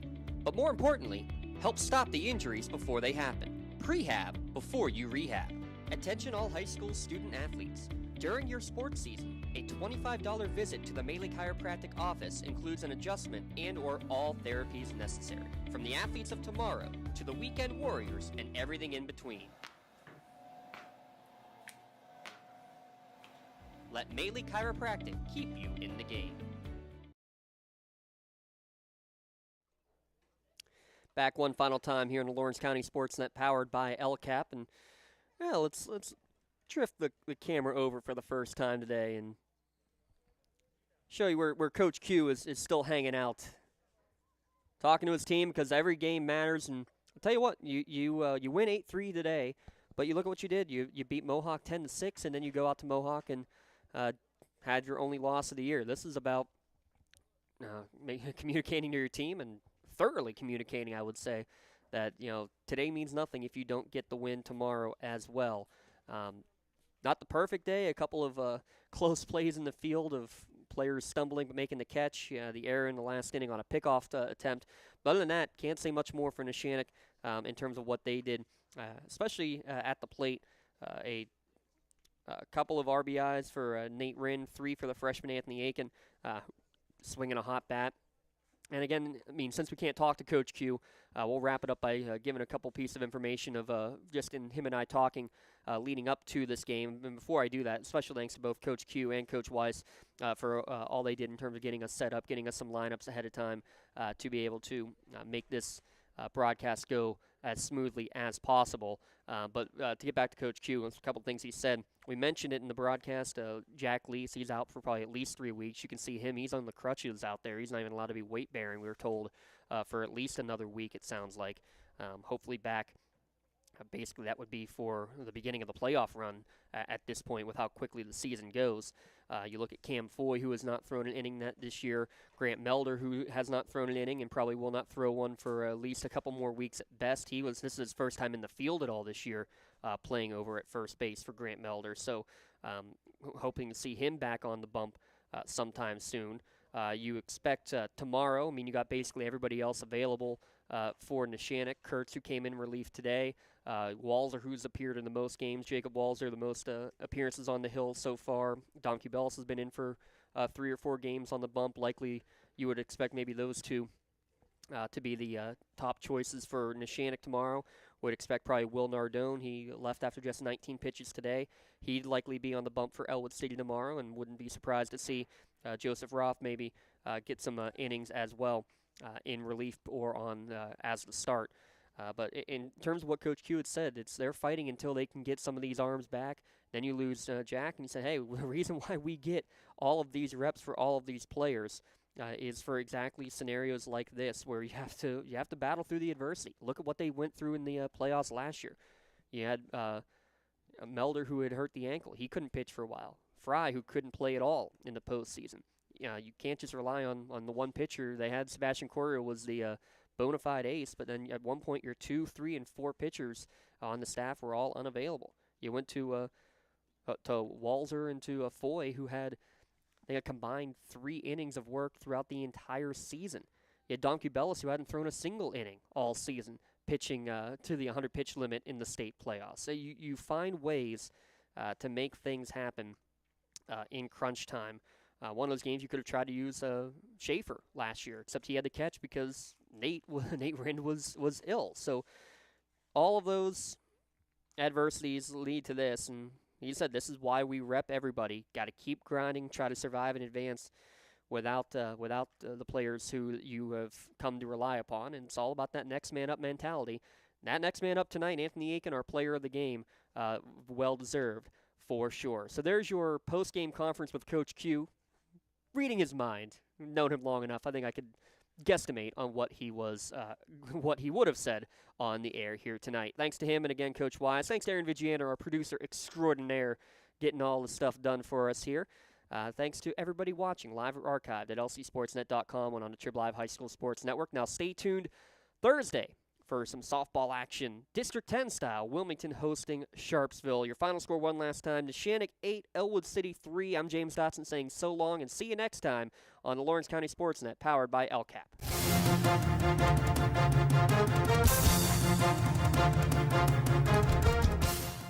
Your voice for Lawrence County sports. The gold ball headed home to Newcastle. This is